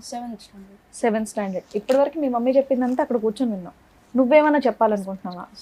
చెప్పు మేడం. చిన్నప్పటి నుంచి నాకు 3 years ఉన్నప్పటి నుంచి మా నాన్న ఎలా ఉంటాడో నాకు తెలియదు మేడం. ఇప్పుడు వరకు ఫోటోల్లో అప్పుడప్పుడు చూసా, అంటే ఇప్పుడు చూడను. నాకు మా నాన్న అంటే ఇష్టం లేదు. ఫోన్లో మాట్లాడతాడు ఎప్పుడన్నా? మీ నాన్న లేదు. ఎప్పుడన్నా మీ ఇంటికి వచ్చాడా? నా పిల్లోడు నాకు కావాలి తీసుకెళ్ళిపోతానని ఎవరినైనా పంపించాడా? బయట బాబు వచ్చే నాన్న నేను ఖతార్ తీసుకెళ్ళిపోతాను, దుబాయ్ తీసుకెళ్ళిపోతాను. స్కూల్కి వెళ్ళేటప్పుడు మధ్యలో ఫాలోయింగ్స్ అట్లా చేస్తూ ఉంటాడు. వచ్చేవాడా? డైరెక్ట్ గా రాడు మేడం, ఎవరినైనా పెట్టించాడు. అలా నీకెలా తెలిసింది వాళ్ళు నీ కోసం వచ్చారని? అంటే శ్రీచక్ర స్కూల్లో చదువుతా ఉన్నాను మేడం, 1st to 4th. ఎన్ని సంవత్సరాల క్రితం స్టోరీ ఇది? ఇది ఫస్ట్ క్లాస్ నుంచి 1st class నుంచి 4th వరకు చదువుకుంటా ఉన్నాను. అంటే 2 years బ్యాక్. చదువుకునేటప్పుడు నేను థర్డ్ క్లాసు 4th క్లాసు ఈ 2 ఇయర్స్లో బాగా నేను వెళ్తూ ఉంటా కదా సింగిల్గా రోడ్డు దాటుకొని వెళ్తూ ఉంటా భయం లేకుండా. వెళ్ళేటప్పుడు అక్కడ రోడ్లో బండి వేసుకొని ఆగుంటారు మేడం ఎవరన్నా ఇద్దరు. అప్పుడు ఇట్లా పిలుస్తారు, రే చిన్న ఇటు రారా అని. ఏం నా అన్నప్పుడు మీ నాన్న ఫోన్ చేసినాడు మాట్లాడు అని చెప్పి వీడియో కాలు వీళ్ళు ఫోన్ నాకు చూపిరు మేడం, ఇటు పెట్టి చూపిస్తారు. నాది నాకు ఎలా తెలిసిందంటే మా అమ్మకి చెప్పిన, మా అమ్మ అప్పటికి వచ్చేటప్పటికి వాళ్ళు ఉండరు, వెళ్ళిపోయి ఉంటారు. ఫోన్లే నాన్నే కదా మాట్లాడొచ్చుగా, మాట్లాడకూడదని నువ్వెందుకు అనుకున్నావు? చిన్నప్పటి నుంచి జరిగేది చూసానే ఉన్నాను కదా మేడం. నువ్వేం చూసావు నాన్న? నువ్వు పుట్టినప్పటి నుంచి మీ నాన్న ఎప్పుడు డైరెక్ట్ గా చూడలే, మీ అమ్మ చెప్పింది వినటమే తప్ప. అది అబద్ధాలు అయి ఉండొచ్చు కదా. మీ ఇంట్లో మీ పిన్న ఒకటి ఉంది, మీ అమ్మ కూడా అలాగేనేమో అమాయకురాలేమో అని నువ్వెందుకు అనుకోలే? నేను లేకుండా నాన్నతో మాట్లాడొద్దు నా అమ్మ ఎప్పుడన్నా చెప్పిందా? చెప్పలేదు సార్. మరి ఒకసారి మాట్లాడి ఉండాల్సింది. మీ నాన్న నీతో ఎలా మాట్లాడతాడో నీకు తెలిసి ఉండేదిగా. మాట్లాడమంటే ఫస్ట్ లో ఒకసారి మాట్లాడినా మేడం, ఫస్ట్ స్టార్టింగ్ లో. సరే ఓకే మాట్లాడలేదు నాన్న. దానికంటే ఇంపార్టెంట్ పాయింట్, నీకు ఇప్పుడు 7వ తరగతి అంటే నీకు 12 సంవత్సరాలు నాన్న. Simple question. 13 8 ఉండాలా? ఈ కరోనా వచ్చినప్పుడు ఒక ఇయర్ స్కిప్ అయిందా? సరే పర్లేదు నాన్న, నువ్వు తెలివైన చాలా సక్సెస్ఫుల్ అవుతావు లైఫ్లో. ఈ ఆలోచనలో అన్నిటిలోంచి బయటపడితే చాలా సక్సెస్. నీకు ఒకటే ప్రశ్న, మా అమ్మ కూడా చెప్తా ఉంటా సార్, నేను ఇలాంటి ఆలోచనలు ఏం పెట్టుకోవద్దు, వదిలేయి మా వచ్చినప్పుడు చూసుకుందాము అని చెప్తా ఉంటారు సార్. అన్ని వదిలేయగలదురా నాన్న. అమ్మ అప్పెలా వదిలేస్తుంది? అప్పు ఎవరు కడుతుంది? అమ్మ గుడ్డిగా పెట్టినటువంటి సంతకాల వల్ల ఆ భారం అంతా ఇప్పుడు నెత్తిమే పడి అది కాస్త నీమే ప్రభావం పడి చిన్నపిల్లడు నువ్వు ఏడ్చే పరిస్థితికి వచ్చింది నాన్న. 6 ఇయర్స్ అప్పుడు నీ మెడ మీద ఎవరన్నా కత్తి పెట్టడం అనేది నీకు గుర్తుందా? బాబు మెడ మీద కత్తి పెట్టినప్పుడు బాబు 3 సంవత్సరాలు బాబు 3 ఇయర్స్ అమ్మా. సో మీ నాన్నతో ఒక్కసారి కూడా ఫోన్లో మాట్లాడటం కానీ చూడలేదు? నేను మీ నాన్నతో మాట్లాడిస్తాం, మాట్లాడతావా? మాట్లాడవా? మీ నాన్నతో కలుస్తావా? కలవా? మీ నాన్న మంచిగా మారాను నువ్వు కావాలని వస్తాడు నీ దగ్గరికి, వెళ్తావా? మీ అమ్మ వెళ్తావా? మీ అమ్మ కలుస్తుంటానన్నా వెళ్ళవా? నన్ను నువ్వు ఈరోజు సూపర్ డైలాగ్ ఏమని చెప్పావు తెలుసా? మంచి మాట, అసలు నాకే అసలు మైండ్ బ్లోయింగ్. ఏమని చెప్పావు తెలుసా? అమ్మ ఈ గొడవంతా ఎందుకమ్మా, వదిలేయమ్మా, మన ఇద్దరం సుఖంగా ఉందాం, నువ్వు టైలరింగ్ చేసుకుని నువ్వు కష్టపడుతున్నావు, నేను చదువుకుంటున్నాను, హ్యాపీగా ఉన్నదాన్ని నువ్వు మాట అన్నావు చూడు, నువ్వు హీరోరా, నిజంగా హీరో. మీ అమ్మలో ఉన్న ప్రాబ్లం ఏంటో ఒక్కసారి మాకు చెప్తావా? అమ్మ బాధపడుతుంది, అమ్మ కష్టాల్లో ఉంది కాదనట్లేదు. పిన్నిని చూసుకోవాలి, నిన్ను చూసుకోవాలి. పిన్ని కూడా మానసికంగా బాగాలేదు, పిన్నిని నేను అడ్మిట్ చేయిస్తాను, పిన్నిని బాగా చూసుకునేటట్టు ఉంటాను. ఇక మీ ఇద్దరు ఒకరినొకరు చూసుకోవాలి. కానీ మీ అమ్మ ఎలా మారాలనేది నాకు ఒక్కసారి చెప్పు. మా అమ్మ అంటే సార్ మా నాన్నకి మా అమ్మకి ఏ సంబంధం ఉండకూడదు సార్, అసలు ఉండకూడదు. అంటే ఈ డైవర్స్ అలాంటివి ఉంటాయి కదా, అవి ఇప్పించి మా అమ్మకి ఏం సంబంధం ఉండకూడదు సార్. నీకు నాన్నొద్దు, అమ్మకి భర్త కూడా ఉండకూడదు. మేమిద్దరము ఎలాంటి సమస్య లేకుండా బాగా ఉంటే హ్యాపీగా ఉండాలి. ఇక్కడ సమస్య మీ అమ్మ నాన్న, నీకు తెలుసా ఆ సంగతి కదా? ఇంకొంచెం పెద్దోడు అవ్వాలి, నీకు విషయాలు తెలియాలి. 13 ఏళ్ళ అబ్బాయి వచ్చి very bad, very sad and bad, very sad. జాగ్రత్త, నువ్వైతే బాగా చదువుకో. సార్ మీరు విన్నారు కదా సార్, మీరేమంటారు? అమ్మ డివోర్స్ పేపర్ కూడా ఉందా? సంతకం డివోర్స్ లేదా? అక్కడ వరకు వెళ్ళలేదా వ్యవహారం? అంటే 498 ఒకటే వేశారు సార్, అది పోలీస్ స్టేషన్ కాబట్టి, అది 2018లో వేసింది. బాబు పేరు ఏంటమ్మా? రామ్ గోవర్ధన్ సార్. ఏంటమ్మా పిల్లోడు తెలుసా? వాడు చాకువాడు, వాడు వదిలేసేవాడు, హీరో అయిపోతాడు, నడిపిస్తాడు వాడు. వాడిని కరెక్ట్ వాతావరణం ఆడికి ప్రపంచాన్ని నడిపిస్తాడు వాడు. నన్ను వాడిని చదివించాలంటే నాకు ఇప్పటి నుంచే చాలా భయం. నేను అన్నాను కదా నువ్వు తెలివైందని అన్నావు కదా, నీ కొడుకు కూడా చాలా తెలివైనవాడు, ఇద్దరు చాలా తెలివైన వాళ్ళు. 4 సంవత్సరాలు బిడ్డప్పటి నుంచి నల్లుతానే ఉన్నాడు సార్ బాబు ప్రతి ఒక్క విషయంలో. అమ్మ జ్యోతి, ఇక్కడ ఇష్యూ అనేది చాలా సింపుల్ అమ్మా. Okay, simple in the sense that అర్థం చేసుకోవటానికి సింపుల్, అనుభవించడానికి చాలా కష్టం. నీ స్థానంలో కూర్చుని బయట పెట్టడం అనేది ఇంకా కష్టం, వాడి స్థానంలో కూర్చుని ఏంద్రా ఈ గోళ అని అనుకోవటం ఇంకా కష్టం. చిన్నపిల్లోడు వాడు ఇక్కడ కూర్చుని రామ్ గోవర్ధన్ ఈరోజు పరీక్ష పోయిందని ఏడవట్లేదు, టీచర్ ఏడిపించిందని ఏడవట్లేదు, ఫ్రెండ్స్ కొట్టారని ఏడవట్లేదు, ఈ డబ్బులు లేవని ఏడవట్లేదు. వాడు ఎందుకు ఏడుస్తున్నాడు ఈరోజు? ఏంది సార్ ఈ చిక్కుముడి సమస్య? పుట్టేరుగు నాకు 12 సంవత్సరాలు 13 సంవత్సరాలు. ఏంటి దరిద్రం? చాలామంది తండ్రి కావాలి, అమ్మకు ఒక భర్త కావాలి, ఒక మగదిక్కు కావాలనుకుంటారు. నేను వద్దు అనుకుంటేనే నా జీవితంలో 12 సంవత్సరాలు గడిచిపోయినాయి సార్, ఏంటి సార్ ఈ బ్రతుకని చెప్పాడు ఇక్కడ కూర్చుని కంటతడి పెట్టుకుంటే. ఇంతకంటే కర్మ ఉందమ్మా. ఈరోజు ప్రపంచం అక్కర్లేదు, పద్మవ్యూహం అనేటటువంటి ఈ వేదిక అక్కర్లేదు. అసలు నువ్వు ఏం చెయ్యాలి అనేటటువంటి దానికి ఇక్కడ ఒక లాయర్ అయినా, ఒక డాక్టర్ అయినా, ఒక కౌన్సిలర్ అయినా, ఒక పెద్ద అయినా, ఒక దిక్కైనా, ఒక తల్లి అయినా, ఒక తండ్రి అయినా నీ కొడుకు చెప్పేస్తాడు నీ కౌన్సిలింగ్. నీ కొడుకు చెప్పేస్తాడు కౌన్సిలింగ్, ఏమీ అక్కర్లేదు, సింపుల్ లాజిక్ ఇక్కడ. అమ్మ బురద అంటుకుంది, కడుక్కుందాం. బురద అంటుకున్న చోట మళ్ళీ ఇంకా బురద అంటించుకుని ఇందాక నువ్వు అన్న మాట చూడు, ఆ మాటకి నేను ఒకటి చెప్పాను కదా సార్, నమ్మి మోసపోయాను అంటే ఎవరికైనా కూడా నమ్మి మోసపోవటం అనేటటువంటి మాట అనే హక్కు ఒకటి కానీ 2 సార్లు కానీ ఉంటుంది. 10-12 సంవత్సరాల పాటు నమ్మి మోసపోయాను అనేటటువంటి మాట అచ్చిరాదమ్మా. ఈరోజు ఎవరి జీవితం ఎవరు బ్రతుకులు తాకట్టు పెట్టో చెప్పు. నీ జీవితం ఎలాగ ఇలా అయ్యింది. ఈరోజు ఒక వ్యక్తి చేతిలో మోసపోయావు, ఈరోజు వాడి జీవితం వాడి భవిష్యత్తు. ఈరోజు వాడు తండ్రి ఉందనుకోవాలా, తండ్రి లేడనుకోవాలా? నన్ను అదే అడుగుతాడు సార్. మీ వేళ్ళ మీద లెక్క పెట్టచ్చు. ఈ వేదిక మీద ఉన్నటువంటి నాకున్న అనుభవంతో కానీ, రమ్య మేడంకు ఉన్నటువంటి అనుభవం కానీ, శ్రీవాణి గారికి ఉండేటటువంటి ఆలోచనతో కానీ వేళ్ళ మీద లెక్క పెట్టచ్చు. ఎంతమంది పిల్లలు వచ్చి ఇక్కడ కూర్చుని మా అమ్మ నాన్నకి డివోర్స్ ఇప్పించి మా నాన్నతో ఎటువంటి సంబంధం లేనటువంటి వాతావరణం క్రియేట్ చేయండి సార్ అని ఎంతమంది అడిగారో చెప్పి ఇక్కడ ఉన్న వాళ్ళని అడుగు. ఎవరు అడగరు. ఒక 13 సంవత్సరాల పిల్లోడు వచ్చి ఈరోజు అది అడిగాడు అంటే కనుక 13 సంవత్సరాల పాటు వాడు ఎంత నరకం అనుభవించాడు అనేది మనకి ఇప్పుడు లెక్క తెలిసిపోతుంది. వాడికి తెలియనటువంటి వయసులో జరిగినటువంటి అన్యాయాలు, ఆ 2-3 సంవత్సరాలు కువైట్లో ఉన్నవి, అవి ఇంకా ఘోరాతి ఘోరం. వాడికి ఊహ తెలియదు కాబట్టి ఈరోజు నువ్వు చెప్తుంటే వాడు విన్నాడు. ఒకటమ్మా, ఈరోజు ఎదురుగా తండ్రి ఎదురుగుంటా ఉండి అదే ఊర్లో తండ్రి ఉంటే కనుక వీడు ఆ తండ్రిని ఏం చేసి ఉండేవాడో నాకు తెలియదు. కానీ ఈరోజు అతని అదృష్టమో నీ దురదృష్టమో నాకు తెలియదు, కానీ ఈరోజు అతను ఫిజికల్గా దూరం అయిపోయాడు తండ్రితో, మెంటల్గా తండ్రితో ఆడికి కనెక్టివిటీ లేదు. ఈరోజు తల్లి ఎదురుగుంటా ఉండి తల్లితో కనెక్టివిటీ లేదు. ఎదురుగుంటా కొడుకు ఎదుగుతున్నాడు, కానీ తల్లి ఒక మానసిక పరిస్థితిలో ఒక కొడుకుని చూసుకుని ఆస్వాదించి పెంచి పెద్ద చేసి వాడి తెలివితేటల్ని వాడి భవిష్యత్తుని తీర్చిదిద్దేటటువంటి మానసిక పరిస్థితిలో లేడు అంటే కనుక ఈరోజు వాడు ఒక్కడగా ఉన్న 2 తల్లిదండ్రులు ఉన్న అనాథవాడు. అర్థమైందమ్మా? అంటే నాకు 10 లక్షల గురించి లెక్క నాకు తెలియదమ్మా, 15 లక్షల గురించి కూడా నాకు తెలీదు. నీకు అది భారం అనిపిస్తుందేమో. ఈరోజు తెలివితేటలు ఉన్నాయి, కాళ్ళు చేతులు శుభ్రంగా పనిచేస్తున్నాయి. నువ్వు కష్టపడి ఉంటే కనుక ఈ పాటికి ఎన్ని లక్షలు సంపాదించి ఉండేది. లక్షలు కాకపోయినా కొంత వ్యవధిలో కొంతవరకు సంపాదించేవాడు. వాడు ఎక్కడ పడితే అక్కడ సంతకాలు పెట్టకుండా ఉండుంటే కనుక ఎన్ని బ్రతుకులు ఈరోజు కాపాడి ఉండేదానో తెలుసా, ఎన్ని భవిష్యత్తులు కాపాడి ఉండేదో తెలుసా నువ్వు? అది లేదు. నీ కష్టం మీద నిజంగా ఎవరికైనా ఆశ్చర్యం కలుగుతుందమ్మా. ఈ అమ్మాయి మాట తీరులో తెలివి ఉంది, ఆలోచనలో తెలివితేటలు ఉంది, ఎవరు వెనక ముందు లేరు. ఓకే, చెల్లి తన మీద డిపెండ్ అయ్యి ఉందంటే కొన్ని సంవత్సరాల పాటు చెల్లి నీ మీద డిపెండ్ అయ్యింది. చెల్లిని రీహాబిలిటేషన్ యూనిట్లలో తీసుకోవడానికి NGO ఆర్గనైజేషన్స్, సోషల్ ఆర్గనైజేషన్స్ చాలా ఉన్నాయి. ఈరోజు నీ కొడుకుని అలా పెట్టుకుని నువ్వు ఏదో ఉద్యోగం చేసుకుంటే కనుక ఈరోజు ఈ పరిస్థితికి చాలా వరకు ఒకటి ఉండేది. కానీ నువ్వేంటంటే రోజుకి 1000 రూపాయలు సంపాదించుకుంటాను సార్. నేను మిషన్ కొట్టి బ్యూటీ పార్లర్ పనిచేసి నాకు కొంచెం టచింగ్ ఉంది సార్ నాకు. కానీ ఈ సమస్యల వల్ల నేను చేసుకోలేకపోతున్నాను. ఈ సమస్యలు ఒకటే తల్లి, నేను అంటే కనుక నీకు కోపం రావచ్చు.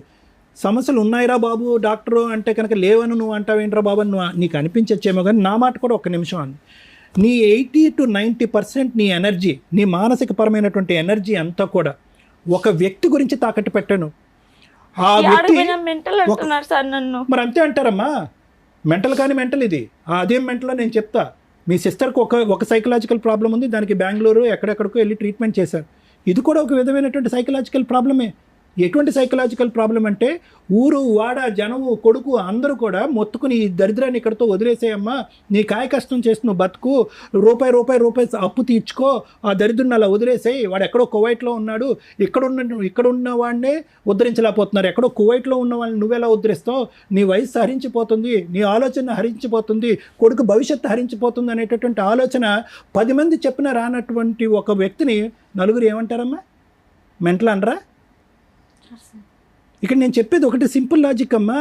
ఆడు ఎదిగిపోతున్నాడు, వాడికి 13, తర్వాత 15, తర్వాత 17, 18, తర్వాత వాడు అంటాడు, అరే నీకు ఎవరెవరు ఉన్నారా అంటే కనుక మా నాన్న కళ్ళెదురుగుంటా లేడు సార్, మా అమ్మ కళ్ళెదురుగుంటా ఉన్నా లేదు సార్ అంటాడు. చాలా మందికి మీ నాన్న ఏడున్నాడు అంటే మా నాన్న లేడు చనిపోయినాడు అంటారు.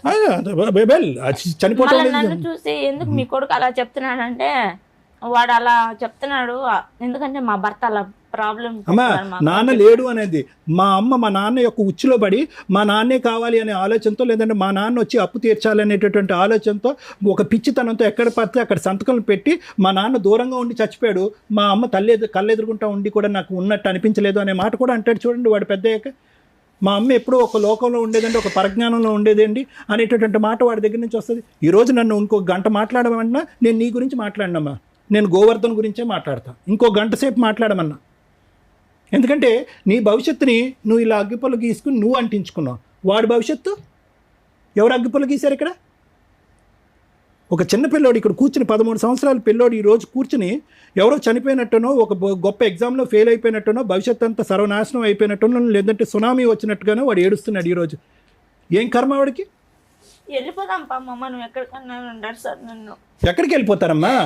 అంటే రాజంపేట వదిలిపెట్టేసి ఎక్కడికన్నా దూరంగా సరే వెళ్ళి విను, బతుకున్నాం జ్యోతి వినమ్మా, అంటున్నాడు. ఒకటే పాయింట్ అమ్మా, నేను ఒకే పాయింట్ చెప్తాను, నేను క్లోజ్ చేస్తాను. ఇప్పటికైనా ఈ వేదిక ద్వారా నీకు కొద్దిగా జ్ఞానం బుద్ధి వస్తే కనుక ఏడవకు, ఏడవలసినటువంటి అవసరం లేదు. బంగారమైనటువంటి కొడుకున్నాడు, బంగారమైనటువంటి భవిష్యత్తు ఉన్నాడు. వాడు 100 మంది మగాళ్ళతో సమానం. నిన్ను నెత్తి మీద పెట్టుకుని పూజిస్తాడు. వాడికి కావలసినటువంటి ఆరోగ్యాన్ని వాడికి ఇవ్వటానికి, ప్రసాదించడానికి నువ్వు డిసైడ్ అవ్వు. వాడు ఎవరినైతే వదిలేసి, ఏ ఆలోచన అయితే వదిలేయమంటున్నాడో ఆ ఆలోచన వదిలేసి ముందుకు రా. మేము హెల్ప్ చేయడానికి రెడీగా ఉన్నాం. నేను మా చెల్లెల విషయంలో నన్ను సేవ చేయండి సార్, నాకు అదే పెద్ద అమ్మ, మీ చెల్లెల్ని లోకల్గా ఉండేటటువంటి అథారిటీస్తో కానీ, లేదంటే అక్కడ కడప జిల్లాలో కానీ, లేదంటే వేరే చోట కానీ నేను ఎన్జిఓ ఆర్గనైజేషన్స్తో మాట్లాడి ఆ అమ్మాయిని ఎవరైనా టేక్ ఓవర్ చేసుకుంటారేమో అని చెప్పి నేను అడుగుతా. కానీ ఫస్ట్ ఆఫ్ ఆల్ ఏంటంటే మెంటల్ రిటార్డేషన్ వేరే, మెంటల్ ఇల్నెస్ వేరు అమ్మ. అంటే వినండి ఒక్క నిమిషం అమ్మ. పుట్టుకతో వచ్చేటటువంటి మానసిక వికలాంగత్వం ఒకటైతే కనుక మధ్యలో వచ్చేటటువంటి మెంటల్ ప్రాబ్లం అనేది రెండోది. ఓకే, ఇది ఏది అనేది ఫస్ట్ మనం తెలుసుకోవాలి. ఆ అమ్మాయికి సంబంధించినటువంటి కాగితాలు కానీ, ఆ అమ్మాయి వాడేటటువంటి మందులు కానీ. ఎందుకంటే కనుక విపరీతంగా మానసిక పరిస్థితి బాగాలేకపోతే కనుక హాస్పిటల్కి పంపిస్తారు, రీహాబిలిటేషన్ యూనిట్కి పంపించరు.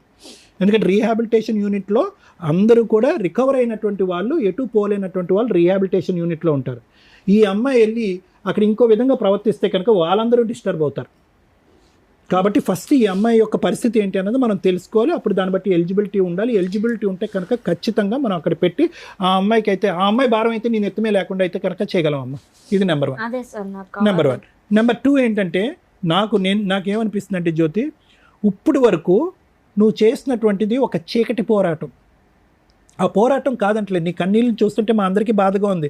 అరే, ఒక ఆడపిల్లకి ఇంత కష్టమా నా అనేటటువంటి వాళ్ళు లేరా, ఎవరు సపోర్ట్ లేరా, ఈ అమ్మాయి ఒక పెద్ద దిక్కుగా ఒక అమ్మాయిని చూసుకుంటుందా అనేటటువంటి బాధతో మా కడుపు తరుక్కుపోతున్నా కూడా ఈరోజు దిశ లేనటువంటి పోరాటంగా బాధేస్తుందమ్మా. ఎందుకు పోరాడుతున్నావో కూడా అర్థం కావట్లేదు. ఒక 2 బ్యాగులు కాగితాలు తీసుకుని వచ్చాయి, ఈరోజు దిశ లేదు. ఎటుపోతున్నావు? ఈ పోరాటంలో నువ్వు గెలిచేది ఏమి ఉండదు, ఓడిపోయేది మాత్రం చాలా ఉంటుంది. 10 లక్షలు కాదు, 1 కోటి రూపాయలు ఓడిపోయేది ఉంటుంది ఇక్కడ, పోగొట్టుకునేది. అదే ఇందాక గోవర్ధన్ భవిష్యత్తు గురించి నేను చెప్పాను. ఇది ఎప్పుడు, ఈ తెలివితేటలో ఆలోచన ఎప్పుడైతే ఉండాలి? 2 ఇయర్స్ పాటు దేశం కాని దేశంలో ఒక దుర్మార్గుడు, ఎవరు మీ బావ, వాడు నీతో ఒక చెడుగా ప్రవర్తించి ఈ చేయకూడనటువంటి పనులన్నీ నీతో చేసినప్పుడు, నీ భర్త ఏమొచ్చి క్రికెట్ మ్యాచ్ ఆడుకోవటానికి వెళ్ళిపోయినప్పుడు, మళ్ళీ పుత్తూరులో ఇల్లు కొన్నా, 2 అన్నదమ్ముడు కొని అది నన్ను అక్కడ పెట్టాలని వినండి దానివల్ల అప్పులు. వినండి మేడం, వినండి. వాళ్ళిద్దరు దొందే. వీడికి తెలియంది వాడికి ఏం తెలియదు, వాడికి తెలియంది వీడికి అంతా తెలుసు. వాడు క్రికెట్ మ్యాచ్కి వెళ్ళినప్పుడు ఈడు నీ పక్కలో ఉన్నాడు అనేటటువంటి అంశం కూడా తెలుసు. సారీ, తప్పుగా అనుకోకండి. ఇవన్నీ కూడా అన్నీ తెలిసే. ఎక్కడా కూడా నీ భర్త 0.1% కూడా ఒక గుడ్నెస్ అనేటటువంటి అంశం లేనటువంటి వ్యక్తి. అతని ప్రేరేపణ, అతని ప్రోత్సాహంతోనే మీ బావ అనేటటువంటి వాడు అనేది నా అనుమానం. ఎటొచ్చి తీసి పక్కన పెట్టండి, వెనక్కి తిరిగి వచ్చారు. తిరిగి వచ్చిన తర్వాత ఏం చేయాలమ్మా? తిరిగి వచ్చిన తర్వాత ఏం చేయాలి? ఇంకా ఎగ్జాంపుల్స్, ఆలోచనలు లేవు. ఇదేంటి కనికరం లేకుండా మెడపట్టు గెంటేసినటువంటి వ్యక్తితో నేను ఎటువంటి సంబంధం పెట్టుకోవాలనేటటువంటిది అక్కడి నుంచి పోరాడి తెగొట్టుకుని ఉంటే సంవత్సరంలో అయిపోయి ఉండేది. ఈరోజు నువ్వు బిడ్డని అనేటటువంటి వ్యక్తిని కన్న తర్వాత వాడిని విస్మరించి వేరే పోరాటం చేయటం అనేటటువంటి దాన్ని నేను ఇచ్చే ట్యాగ్ లైన్ ఏంటంటే గుడ్డి పోరాటం. ఇప్పటికైనా ఏమీ మించిపోలేదమ్మా. బాబు వెనుకలు పాప కూడా చనిపోయింది సార్, అది పుట్టి చనిపోయిందమ్మా. ఇప్పటికీ ఏమీ మించిపోలేదు. నువ్వు ఈ డిప్రెషన్, మానసిక పరమైనటువంటి డిప్రెషన్ నుంచి బయటికి రా. మీ సిస్టర్కి ట్రీట్మెంట్ కాదు, నువ్వు కొద్ది ట్రీట్మెంట్ తీసుకుంటే కనుక కొద్ది మానసికంగా తేరుకుంటావు. ఎవరో కోరిక తీర్చవలసినటువంటి అవసరం లేదు. నీ కన్న కొడుకు కోరినటువంటి కోరికని తీర్చు. అది డివోర్స్ ఒకటి అడిగాడు, రెండోది ఎటువంటి సంబంధం, నాన్న గురించి ఎటువంటి ఆలోచన, ఆ వ్యక్తి యొక్క ప్రమేయము మా ఇంట్లో లేకుండా చూడండి, ఈ వేదికని నేను అదే కోరుకుంటున్నానని చెప్పి మేడంకి వచ్చి పాదావందనం చేశాడు. వాడు వచ్చి వాడికి ఉండేటటువంటి ఇంగితంలో మీరు 10% డెవలప్ చేసుకుంటే వాడి భవిష్యత్తు బ్రహ్మాండంగా ఉంటుంది. ఇది నా గ్యారంటీ. Madam 2 questions. మీ ప్రాపర్టీ వాల్యూ ఎంత ఉంది ఇప్పుడు? ఇప్పుడు ఎకరా వచ్చి 9-8 పోతుందంట మేడం. ఎన్ని ఎకరాలు ఉన్నాయి మీకు? 4 ఎకరాలు మేడం. 4 ఎకరాలు ఉంది. అది డీకేట్ మేడం, పట్టాది కాదు ఆ సైడ్ అంతా. ఓకే, అలా అయినా అమ్మగలిగితే అమ్మొచ్చు. సో ఓకే, నీ పేరు మీద 4 ఎకరాల పొలం ఉంది. పాస్బుక్ నా పేరు మీద లేవు. ఎవరి పేరు మీద ఉన్నాయి? అంటే భూంగల్ వాళ్ళ పేరు మీదే ఉన్నాయి. ఆన్లైన్ లో ఎవరి పేరు ఎక్కిందమ్మా? ఇచ్చేసావు వాళ్ళకి. సో తాకట్టు పెట్టావు కాబట్టి తనఖా వాళ్ళ పేరు వాళ్ళ మీదకి దగ్గరే వెళ్ళింది. ఉన్నాయి. మీరు అమౌంట్ రిలీజ్ చేసినప్పుడు వాళ్ళు మళ్ళీ మీకు ఆమె ఇవ్వడం లేదు మేడం. ఇప్పుడు ఏమైనా అనేస్తుందా? ఏం చేసుకుంటారో చేసుకోండి అంటున్నారు. చేసుకోండి అంటుంది. ఇంకా వాళ్ళ దగ్గర ఎంత అప్పు ఉంది? వాళ్ళ దగ్గర నేను 3,50,000 కుదవ పెట్టాను మేడం. నేను తాకట్టు పెట్టాను పాస్బుక్లు అవి. ఇది పెట్టి కూడా ఇది 10 సంవత్సరాలు అవుతుంది. 10 సంవత్సరాల నుంచి ఇట్లా ఇరకపి 5 లక్షలు. ఇంకా బాండ్ పేపర్లు తీసుకుంటున్నారా? నీ డబ్బులు నువ్వు ఇచ్చేస్తే వాళ్ళ ప్రాపర్టీ ఇవ్వడానికి రెడీ లేదు మేడం. 3 ఏళ్ళు అయిపోయింది. అయిపోయింది. ఇక 4 ఎకరాలు ఉంటాయి కదా. అంటే నాకు చెప్పలేదు కాబట్టి నేను అడ్డం తిరుక్కున్నా మేడం.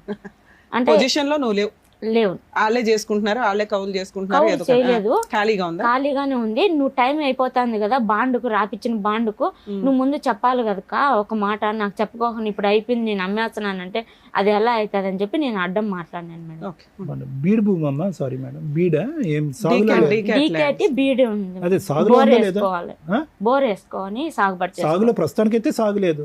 లేదు. ఎందుకు ఇట్లాంటి వాళ్ళందరూ సుమన్ టీవీకి, పద్మవ్యూహం ప్రోగ్రామ్కో లేకపోతే మేము ఎక్కడున్నామో అక్కడికో ఎందుకు వస్తున్నారు? ఈ స్టేజ్ నుంచి సుమన్ టీవీ తరఫు నుంచి గవర్నమెంట్ని రిక్వెస్ట్ చేస్తున్నాను, ఇక్కడ ఇమీడియట్గా లీగల్ సపోర్ట్ దొరికిద్దానో, సైకలాజికల్ సపోర్ట్ దొరికిద్దానో, ఇమీడియట్ న్యాయం దొరికిద్దానో ఇక్కడ దాకా వచ్చేస్తున్నారు. గవర్నమెంట్ చెయ్యట్లేదా ఫ్రీ సర్వీసులు? గవర్నమెంట్కి సంబంధించిన ఫ్రీ కోర్ట్స్ లేవా? లీగల్ సెల్ అథారిటీస్ లేవా? ఎందుకు అవేర్నెస్ తీసుకురావట్లేదు ప్రజల్లో? మీరు అవేర్నెస్ తీసుకొని వస్తే ఇలాంటి షోల దగ్గర ఇట్లా ఏడుస్తూ జనాలు కూర్చోవలసిన అవసరం లేదు. జనాలంతా కట్టే ట్యాక్స్ ఎక్కడికి వెళ్తుంది? మీరు ఇచ్చే ఫ్రీ సర్వీసు అవేర్నెస్ జనాలకి తెలియకపోవడం వల్ల. ఆ చేసేది ఎలా ఉంటుందంటే కనీసం ఆ అడ్వర్టైజ్మెంట్ ఏంటో కూడా జనాలకి తెలియట్లే. ఈ రోజుకు కొంత మేము అవేర్నెస్ తీసుకురాగలుగుతున్నాం. లీగల్ సెల్ అథారిటీ ఒకటి ఉంది, న్యాయం కోసం అక్కడికి వెళ్ళండి, మీకు ఫ్రీ అడ్వకేట్స్ని కూడా ప్రొవైడ్ చేస్తారు అని చెప్పుకునే పరిస్థితికి మా వంతు ప్రయత్నం మేము చేస్తున్నాం. గవర్నమెంట్ కూడా రిపీటెడ్గా ఈ రోజున సోషల్ మీడియా ప్రతి ఒక్కళ్ళు వాడుతున్నారండి.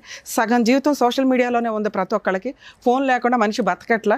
సో దీని మీద కొంత ఇలాంటి బాధితులు అన్ని ప్లేసుల నుంచి, అమ్మాయి ఎక్కడి నుంచో వచ్చింది, కనీసం ఆ ప్లేసుల్లో ఉన్న లీగల్ సెల్ అథారిటీస్ వాళ్ళ ఫోన్ నెంబర్సు, వాళ్ళకి సంబంధించిన రిప్రజెంటేటివ్స్ గురించి రిపీటెడ్ మీరు అడ్వర్టైజ్మెంట్స్ ఇస్తే బాగుంటుందనేది ఈ స్టేజ్ నుంచి నేను గవర్నమెంట్ని రిక్వెస్ట్ చేస్తున్నానండి. లీగల్ సెల్ అథారిటీస్ని రిక్వెస్ట్ చేస్తున్నాను, లోక్ అదాలత్ వాళ్ళని రిక్వెస్ట్ చేస్తున్నాను.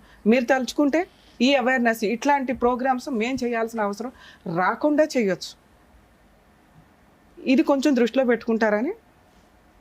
కేసు గురించి మాట్లాడితే న్యాయం కోసం ఎక్కడెక్కడి నుంచో వచ్చేస్తున్నారు మేడం. వీళ్ళు ఎంత చేయగలరు, ఎంత చేయలేరు? మేము ఇక్కడ మా ప్రాక్టీసు అయిపోగా మిగతా టైంలో సాటర్డేసో సండేసో ముగ్గురం టైం చూసుకొని మా ప్రొఫెషన్స్లోంచి బయటకు వచ్చి మేము షో చేస్తుంటే పొద్దుటనక రాత్రి అనక ఎప్పుడో వచ్చేసి కూర్చుంటున్నారు. ప్లీజ్ కొంత మీ లోకల్లో లీగల్ సెల్ అథారిటీలకు సంబంధించి మేము చాలా చెప్తున్నాం. అక్కడ మీ వంతు హక్కుల కోసం మీరు ప్రయత్నించండి. అక్కడ అవ్వకపోతే మేమేం చేయగలం? సెటిల్మెంట్లు అనేవి కుటుంబాలకి సంబంధించిన తగాదాలు చేయగలుగుతాం, కానీ ఆస్తి తగాదాలు, అప్పుల తగాదాలు ఇట్లాంటివి ఈ స్టేజ్ మీద వర్కౌట్ అవ్వదండి. ప్లీజ్ దయచేసి మమ్మల్ని అర్థం చేసుకుంటారని నా రిక్వెస్ట్. అలాగే కొంతమంది అనేసుకుంటూ ఉంటారు, మేమేదో సిబిసిఐడి ఎంక్వైరీలు చేసి మీ పార్ట్నర్ యొక్క అక్రమ సంబంధాల చట్టాలు తీసుకొస్తామని. అవి రేర్ ఆఫ్ రేర్ కేసుల్లో వాళ్ళే తీసుకొని వస్తే మేము కూడా కొంత కరెక్టా కదా? ఎందుకంటే ఎవరు పడితే వాళ్ళ ఎవిడెన్స్లు తీసుకొస్తే వేసేయండి అని, కానీ సోషల్ మీడియాలో వేయలేం కదా. అవన్నీ మేము కొంత ఎంక్వైరీ చేసుకునే చేస్తాం, కానీ మేమే ఎంక్వైరీ చేయడం అనేది ఉండదండి. ఈ టైం ఇవ్వడమే మా ముగ్గురికి మా వంతు ప్రయత్నంగా మేము సోషల్ సర్వీస్ చేస్తున్నాం. ప్లీజ్ అర్థం చేసుకుంటారని మా రిక్వెస్ట్. ఇక్కడ నుంచి కేసు విషయానికి వస్తే అమ్మాయి చెప్తున్నవన్నీ అబద్ధాలు నా దృష్టిలో. తన ఇమాజినేషన్ వేరు, తన ప్రాక్టికాలిటీ వేరు, తన కష్టం వేరు. చెప్పేవాడికి వినేవాడు లోకువా అంటే మా స్టేజ్ మీద అది ఉండదు. మేము చెప్పే ప్రతి మాటకి చాలా వాల్యూ ఉంటుంది. ఎందుకు అంటే తనలాగా బాధపడే వాళ్ళకి ఏది నిజం ఏది అబద్ధం. తను వచ్చి ఫస్ట్ ఏదో దండం పెట్టేసిందని కాదు, నిజం మాట్లాడడం నాకు అలవాటు. ఇక్కడ ఆ అమ్మాయి నిజంగా కష్టాల్లో ఉంది. ఆ కష్టాలు మిక్సింగ్. తను చెప్తున్న క్రూయాలిటీ చాలా సివియర్ ఉంది, అది నమ్మశక్యంగా లేదు. అంత క్రూయాలిటీ ఉన్న అమ్మాయి ఆయన్ని వదిలించుకోవడానికి పారిపోయి ఇండియా వచ్చాను, అబద్ధం. ఎందుకంటే ఇండియా వచ్చిన తర్వాత అత్తగారి ఇంట్లోనే ఉంది. అలాగే అతను వచ్చాడు, మళ్ళీ సెకండ్ ప్రెగ్నెన్సీ వచ్చింది, అలాగే ప్రాపర్టీ కొనుక్కున్నారు, కొన్నది భార్య పేరు మీద పెట్టాడు. ఇవన్నీ కూడా ఆ అమ్మాయి క్యారెక్టర్ మంచిది అని చెప్పడానికి నేను మాట్లాడుతున్నాను. తనకి తెలియక క్రూయాలిటీని ఎక్కువగా చెప్తే ఇంప్రెషన్ పడుతుందేమో, నాకు జరిగిన అన్యాయం గురించి. భర్త కొట్టకుండా ఉంటాడా? ఈ కేసులో కొట్టే ఉంటాడు, కానీ తను చెప్తున్నంత సివియారిటీ లేదు. బావ అక్రమంగా దృష్టితో చూడలేదా అంటే మేబీ చూసే ఉండొచ్చు, కానీ తను చెప్తున్న అటెంప్ట్ జరగకపోవచ్చు. ఇక్కడికి వచ్చినాక 10 ఏళ్ల నుంచి భర్త విడిపోయాడండి, టచ్లో కూడా లేదనేది అబద్ధం. ఎందుకంటే భర్త వచ్చి ప్రాపర్టీస్ కొన్నాడు. మరి ఇక్కడ ప్రాబ్లం ఏంటి? ఆల్రెడీ జీన్స్లోనే ఉంది. సిస్టరు రోడ్లమ్మడి పడి తిరుగుతుంది, ట్రీట్మెంట్ ఇచ్చేవాళ్ళు లేరు. మేనత్తలు తిరుగుతున్నారు, ట్రీట్మెంట్ ఇచ్చేవాళ్ళు లేరు. ఎందుకంటే భారతదేశంలో ఉన్న 140 కోట్ల జనాభాలో వీళ్ళు ఒక నీటి బొట్టు, ఇలాంటి వాళ్ళు ఓ నదే ఉండొచ్చు. ఎందుకంటే వాళ్ళ ఆలోచన విధానం వాళ్ళకి తెలియదు, ఎలా థింక్ చేయాలి. ఎడ్యుకేటెడ్స్ వేరు, కష్టపడి సంపాదించుకునే వాళ్ళు వేరు, అమాయకంగా ఉండేవాళ్ళు వేరు. ముందు ఇక్కడ కరెక్ట్ లేకపోతే పాప మా అమ్మాయి ఏం చేయగలిగింది? ఏదో చెప్పుకుంటూ ఏదో ఫ్రీగా ఎక్కడ దొరికింది. ఓన్లీ జనాలకు అవేర్నెస్ ఉన్నది పోలీస్ స్టేషన్.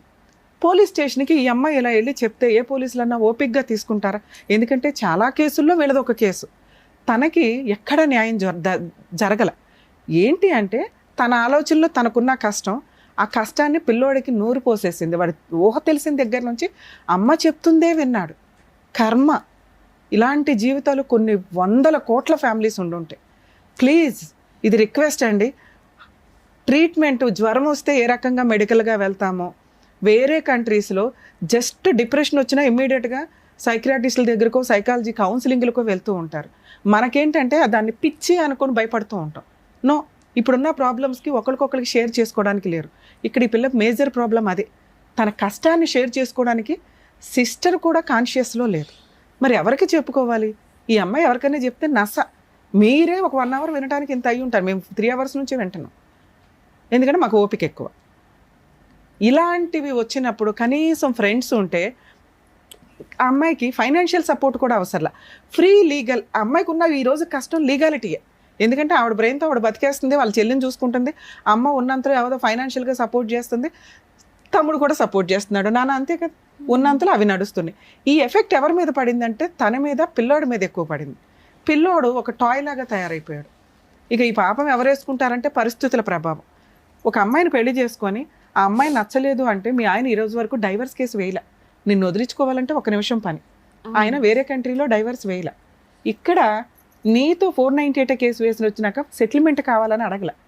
అలాగే పిల్లాడికి సంబంధించి నాకు ఈ అబ్బాయి వద్దు అని తప్పించుకొని ఎక్కడ తిరగట్లా. నువ్వు ముందు స్ట్రాంగ్గా ఉంటే మీది ఒక రకంగా కౌన్సిలింగ్ ఇస్తే అన్యోన్యమైన కాపురమే. నీ 6 ఏళ్ళు ఉన్నాయనో లేకపోతే నువ్వు ఇలా ఉన్నావనో అబ్బాయి నిన్ను ఎక్కడ పంపిలే. ఎందుకంటే చాలా అందంగా ఉన్నావు, నీకు తెలియదేమో. ఇంతకంటే అద్భుతమైన అమ్మాయి ఏ భర్తకి దొరకరు అక్కడున్న ఆయన కెపాసిటీని బట్టి. నిన్ను చూసే పెళ్లి చేసుకున్నాడు, నీతో 2-3 సంవత్సరాలు కాపురం చేశాడు, ఇండియా వచ్చినాక కూడా నీకు ప్రాపర్టీ కొన్నాడు. ఇక్కడ కష్టం ఏంటంటే ఆ ప్రాపర్టీ రోడ్డు పాలైపోయింది. నువ్వు ప్రాపర్ లీగల్ ఫైటింగ్ చేయకపోవడం వల్ల, అంటే నీకు తెలియదు, నిన్ను అనట్లే ఇక్కడ. ఎందుకంటే అడ్వకేట్స్ని పెట్టుకోవడం అనేది ఈ రోజున ఎంత కాస్ట్లీ అయిపోయిందంటే అది 10 రూపాయల 1,00,000 రూపాయలు అనే పక్కన పెడితే అది నీ రేంజ్కి ఎక్కువే. ఎందుకంటే ప్రతి రూపాయి నీకు ఇంట్లో అవసరం. మీ అమ్మ అక్కడ కష్టపడి తీసుకొచ్చి పంపిస్తుంటే మీరు ఇల్లు గడుస్తుంది, మీకు పిల్లోడిని చదివిస్తున్నావు ఉన్నంతలో. నువ్వు 100% మీ సిస్టర్ కోసం నువ్వు ఆలోచిస్తున్నావు. చూడు మేడం, 1 నిమిషం మాట్లాడినాను. మా చెల్లెల విషయంలో ఆ పాపది ఏం తప్పు లేదు మేడం. నాన్న అది కూడా మాట్లాడతా. మీ సిస్టర్కి ఉన్న సైకలాజికల్ ప్రాబ్లము పెద్ద మనుషులంతా ఆ అమ్మాయి బట్టలు కూడా ఒంటి మీద ఉన్నాయో లేదో అని తీసుకెళ్ళే అంతా అన్నావు. మీ ఆయన మీ సిస్టర్ని పెళ్లి చేసుకోవడం అనేది నమ్మసక్యం కాదు. ఒకవేళ అలా ఏదైనా చేసినా లీగల్గా అది వ్యాలిడ్ కాదు. సైకలాజికల్ ప్రాబ్లం ఉన్న అమ్మాయిని కానీ మైనర్ని కానీ ఎవరైనా పెళ్లి చేసుకుంటే అది లీగల్గా వ్యాలిడ్ కాదు. వాళ్ళ మీద కంప్లైంట్ ఇస్తే చాలా సీరియస్ ఉంటుంది. మీకు కావాల్సింది ఏంటిది? Free legal advocate, free legal advice. Police స్టేషన్కి వెళ్ళండి, చేసి పెడతారు. పాపం తన వంతు ప్రయత్నంలో ఇక్కడ ఏంటంటే వాళ్ళ అక్కకి ఉన్న వాళ్ళ సిస్టర్కి 100% ఉంటే నీకు 10-20 ఉంది నాన్న. ఎందుకంటే మాకు అర్థమైపోతుంది నువ్వు మాట్లాడే విధానంలో పర్ఫెక్షనిస్ట్ లేదు, నిజాలు మిక్సీ అయిపోతున్నాయి అన్నిటిలో కలిపి. సో అసలు ఫస్ట్ ట్రీట్మెంట్కి వెళ్ళాల్సింది క్యూర్ అయ్యే ట్రీట్మెంట్ నీకే. సార్ ఏదైనా మీ ట్రీట్మెంట్ ఇప్పించాల్సి వస్తే కౌన్సిలింగ్ అనేది నీకు ఫస్ట్ ఇప్పిస్తే ఆ 10-20% ఏదైతే ఉందో పర్ఫెక్ట్ బ్రెయిన్లో నుంచి వెళ్ళిపోయి కరెక్ట్ డెసిషన్స్ తీసుకోగలుగుతాం. నెక్స్ట్ నీకున్న అప్పుల పంచాయతీ, ఇది వడ్డీ వడ్డీ వడ్డీ పెరిగిపోయింది. ఆల్రెడీ 10 ఏళ్ల క్రితం తీసుకున్న అప్పులు ఏదైతే ఉందో 4 ఎకరాలు రాయించేసుకున్నారు. 4 ఎకరాలు 15 లక్షలతో ఏ రకంగా టాలీ అవుతాయి నాన్న? అవ్వదు. ఒకవేళ మనం 3 ఇయర్స్కో 4 ఇయర్స్కో మనం మాట్లాడి ఎవరైనా పెద్ద మనుషులు కూర్చొని 2 ఎకరాలు నువ్వు తీసుకుని పోయి మిగతా ఇచ్చిపడే అనొచ్చు. లేదా 4 ఎకరాలు నువ్వు బయట బేరం పెడితే అవే 30 lakhs వచ్చేవి. ఇలా 15 lakhs పోయినా 15 lakhs మిగిలేవి వేరే చోట కొనుక్కునేదానివి. ఇవి కరెక్ట్గా థింక్ చేయట్లా మీరు. ఇప్పటికీ అమాయకంగా ఏమనుకుంటున్నారో తెలుసా? నేను మార్టిగేజ్ చేశాను, వాళ్ళ పొజిషన్లో లేరు కాబట్టి నేను రివర్స్ అయితే నా ప్రాపర్టీ నాకు ఉంటుంది అనుకుంటున్నావు. ఆల్రెడీ వాళ్ళ పేరు మీదకి వెళ్ళిపోయి 10 ఏళ్ళు అయిపోయింది. నీ పేరు మీదకి రావడం ఎట్లా? 1, అప్పు తీర్చడం ఎట్లా? 2, మీ ఆయన అంతు తేల్చడం ఎట్లా? 3, మీ అబ్బాయి అడుగుతున్న డైవర్స్ ఇప్పించడం ఎట్లా? అసలు నాన్న అనే ఊహనే ఆ పిల్లోడు భరించట్లా. నాన్న అంత క్రూయల్ అంటే నా దృష్టిలో అయితే కాదు. నాన్నకు 4 బీగితే అప్పు తీర్చేవాడు. నాన్నే లైన్లో ఇక్కడ నీతో డైవర్స్ తీసుకోవాల్సిన అవసరం అతనికి రాలా? అతను ఎక్కడున్నాడో నీకు తెలియదు, ప్రజెంట్ ఇంకో పెళ్లి చేసుకున్నాడు అనేది నీకు ఒక ఐడియా అయితే ఇంకో ఐడియా అయితే ఉంది. సో ఇప్పుడు ఆయన వద్దు అని అనుకుంటున్నాంగా మనకు వద్దు. ఏం చేద్దాం? మనకు ప్రజెంట్ ఉన్నది అప్పుల పంచాయతీ. ఇరికిచ్చేసింది నిన్ను. మీ ఆయన అప్పు తీసుకురమ్మంటే నువ్వు సంతకాలు పెట్టి తీసుకొచ్చావు. మీ ఆయన మీద కేసు వేయరు, సిగ్నేచర్లు పెట్టింది నువ్వే కదా, నీ మీద వేస్తారు. బెయిల్ లేకుండా కేసు పెడతారండి మేడం. నీ మీద నేనున్నా, నువ్వేం చేయాలో చెప్పు. బిడ్డ దిక్కులేనాడు అయిపోతాడు మేడం. నాన్న నువ్వు అంతకంటే ఎక్కువ ప్రాపర్టీ ఇచ్చేసావు నాన్న. ఇంకో 4 ఉన్నారు అప్పులోళ్ళు. నువ్వు ఒక లాయర్ని పెట్టుకోగలవా? మీ ఊర్లో నేను ఇక్కడ నుంచి రాలేను కదా. నువ్వు ఇక్కడ నన్ను వచ్చి అడిగింది ఏంటి? నా అప్పులు తీర్చండి. సమస్యలు ఉన్నాయి మేడం, 2 మీ వల్ల తీర్తాయి. ఒకటి, మా అత్త వాళ్ళ ఊళ్ళో పెద్ద మనుషులు, లాయర్లు వీళ్ళందరూ ఒక మాట మీద అందరినీ డబ్బులతో కొనేసినారు మేడం. ఎవరు డబ్బులతో కొనలా. ఎందుకంటే నీ అమాయకత్వం, నువ్వు మాట్లాడే విధానం నీకు ఎవరు సపోర్ట్ చేయరు. నేనే చేశాను మా చెల్లెలు నుంచి పెళ్లి అని చెప్పి నన్ను చాలా మెంటల్ గా కుంగదీసేస్తున్నారు మేడం. ఓకే, అది వదిలేసేనా? రెండోది వచ్చేసి, నువ్వు మా మీద కేసు పెట్టినా మాకు భయసనంగా ఉండదు, నువ్వు ఏడన్నా చచ్చిపో, నాకు బిడ్డని ఇచ్చేసి అని మాట్లాడుతున్నారు మేడం. నేను అందుకే ఫస్ట్ నిన్ను రిక్వెస్ట్ చేసింది, నువ్వు ఫస్ట్ ట్రీట్మెంట్కి వెళ్ళు అని. నువ్వు చెప్తున్న ఈ 2 నిజాలు కాదు. ఎందుకు అంటే నువ్వు మాట్లాడితే జనాలు అలాగే ఉంటారు.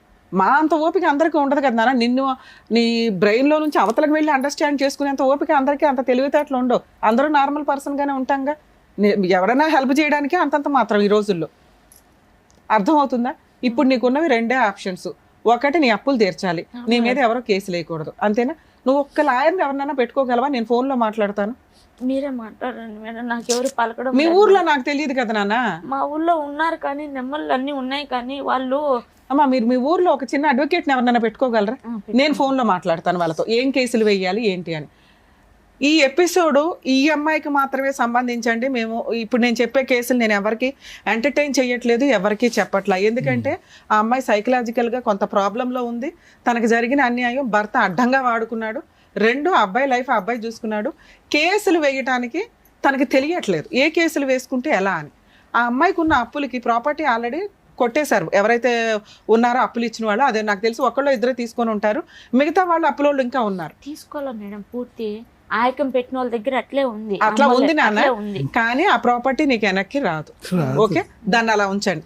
ఒక అడ్వకేట్ నువ్వు పెట్టుకుంటే మీరు చేయొచ్చు. అంటే నీ పేరు మీద ప్రాపర్టీ లేదు కాబట్టి, పాస్బుక్లు లేవు కాబట్టి, నువ్వు ఇన్సాల్వెన్సీ పిటిషన్ అంటే ఐపీ పిటిషన్ వేసుకోవచ్చు.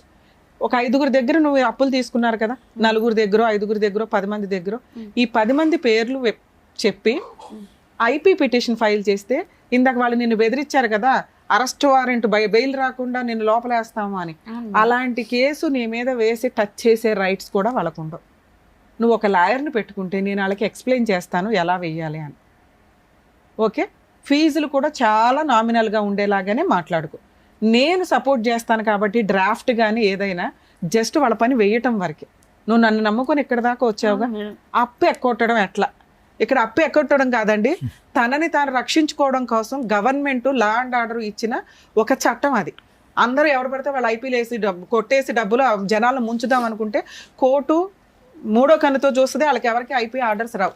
ఈ అమ్మాయి కేసు సపరేట్, ఎందుకంటే ఆల్రెడీ ఉన్న ఆస్తి మొత్తం పోయింది, భర్త మోసం చేసి ప్రతి చోట అప్పులకి సంతకాలు పెట్టించారు. ఇలా ఈ అమ్మాయి పేరు మీద ఏ ప్రాపర్టీలు లేవు, చిల్లికి గవ్వ లేదు. కాబట్టి ఇటువంటి అమ్మాయి ఐపీ వేసుకోవచ్చు. నిజంగా అప్పులు ఇచ్చిన వాళ్ళు ఎవరో కొంచెం మానవత్వంతో ఆలోచించుకొని వాళ్ళ హస్బెండ్ని పట్టుకోవడానికి చూడండి, అత్త మామ దొరుకుతారు కూడా. ఎందుకంటే ఈ అమ్మాయి అప్పు తీసుకొని ఏం చేసిందో మీ అందరికీ తెలుసు. మీ హస్బెండ్ వల్లే కదా, ఆయనకి పంపించిన వేషాలే కదా ఇవన్నీ. సో ఐపీ కేసు ఫైల్ చేస్తే అప్పులోళ్ళ నుంచి క్లియర్. ఇప్పుడు బుద్ధి చెప్పాల్సింది ఎవరికి? మీ ఆయన మంచోడో చెడ్డోడో నాకు అనవసరం, కానీ మీ పిల్లోడిని పోషించాల్సిన బాధ్యత మీ ఆయనకు ఉంది. ఓకే, పిల్లవాడి కోసం మెయింటెనెన్స్ కేసు నువ్వు విడిగా వేయకుండా డొమెస్టిక్ వైలెన్స్ కేసు అని ఒకటి వే. దాంట్లో నువ్వు మెయింటెనెన్స్ అడగొచ్చు, ఈ అప్పులు పంచైతే ఆయన తీర్చమని అడగొచ్చు. ఒకవేళ ఇవి వస్తే నువ్వు నిజాయితీగా అవతలకి డబ్బులు ఇద్దు కానీ. అలాగే నీ పొలానికి సంబంధించి రిటర్న్ ఇమ్మని అడగొచ్చు, నష్టపరిహారం అడగొచ్చు, 10 లక్షలు 20 లక్షలు, 12 తులాలు బంగారు నాది. నీ గోల్డ్ కూడా వెనక్కి అడగొచ్చు. నేను నిన్ను ఈ స్టేజ్ మీద రిక్వెస్ట్ చేసేది ఏంటంటే, నేను నీకు ఫ్రీగా డ్రాఫ్ట్ ఇస్తాను, నేను ఇక్కడ నుంచి రెడీ చేసి నీకు కేసులు ఇవ్వగలను, కానీ అక్కడ నువ్వు ఉండి వేయించుకోవాలి అంటే అక్కడ ఒక లాయర్ని కలు. ఐపీ కేసు డొమెస్టిక్ వైలెన్స్ లో పిల్లాడికి మెయింటెనెన్స్. మరి మా ఆయన ఇక్కడ లేడు కదా మేడం, ఎట్లాగా? నీ దగ్గర ఉన్న అడ్రస్ తోటే వాట్సప్ ఈమెయిల్ కూడా లీగల్గా సమన్స్ సర్వ్ అవుతున్నట్లే లెక్క. అవి సర్వ్ అయితే మీ ఆయన మీద అరెస్ట్ వారెంట్ వస్తుంది, ఇమిగ్రేషన్లో మీ ఆయన్ని పట్టుకుంటారు. ఓకే, నువ్వు ఏది ఫస్ట్ ఏది అడిగావు? నాకు అప్పులు క్లియర్ 100% జరిగింది. మీ ఆయన మీద వేసే కేసు మీ అత్త వాళ్ళ సెటిల్మెంట్కి వచ్చేలాగా చేయగలుగుతాం. అతని మీద అరెస్ట్ వారెంట్ ఉంటే ఖచ్చితంగా అతను సెటిల్మెంట్కి వస్తాడు. వచ్చింది ఏదో ఫుల్ అండ్ ఫైనల్, కానీ పోరాటం అమ్మ. ప్రాబ్లం ఏంటంటే లీగాలిటీలో ఓపిక అవసరం. ఇక్కడ మీ ఆయన అందుబాటులో లేడు. ఈ కేసు 2 నుంచి 3 సంవత్సరాల పైనే పడుతుంది. దీనికి నువ్వు ఓకే అంటే నేను చేయగలిగినంత హెల్ప్ చేస్తాను. 10 సంవత్సరాల నుంచి అసలు ఏం వేయలేదురా బాబు. ఈ కేసు 2018లో వేసావు, ఇది 100% పర్ఫెక్ట్ గానే చేశారు పోలీసులు నీకు. ఈ కేసు కూడా టైం పడుతుంది.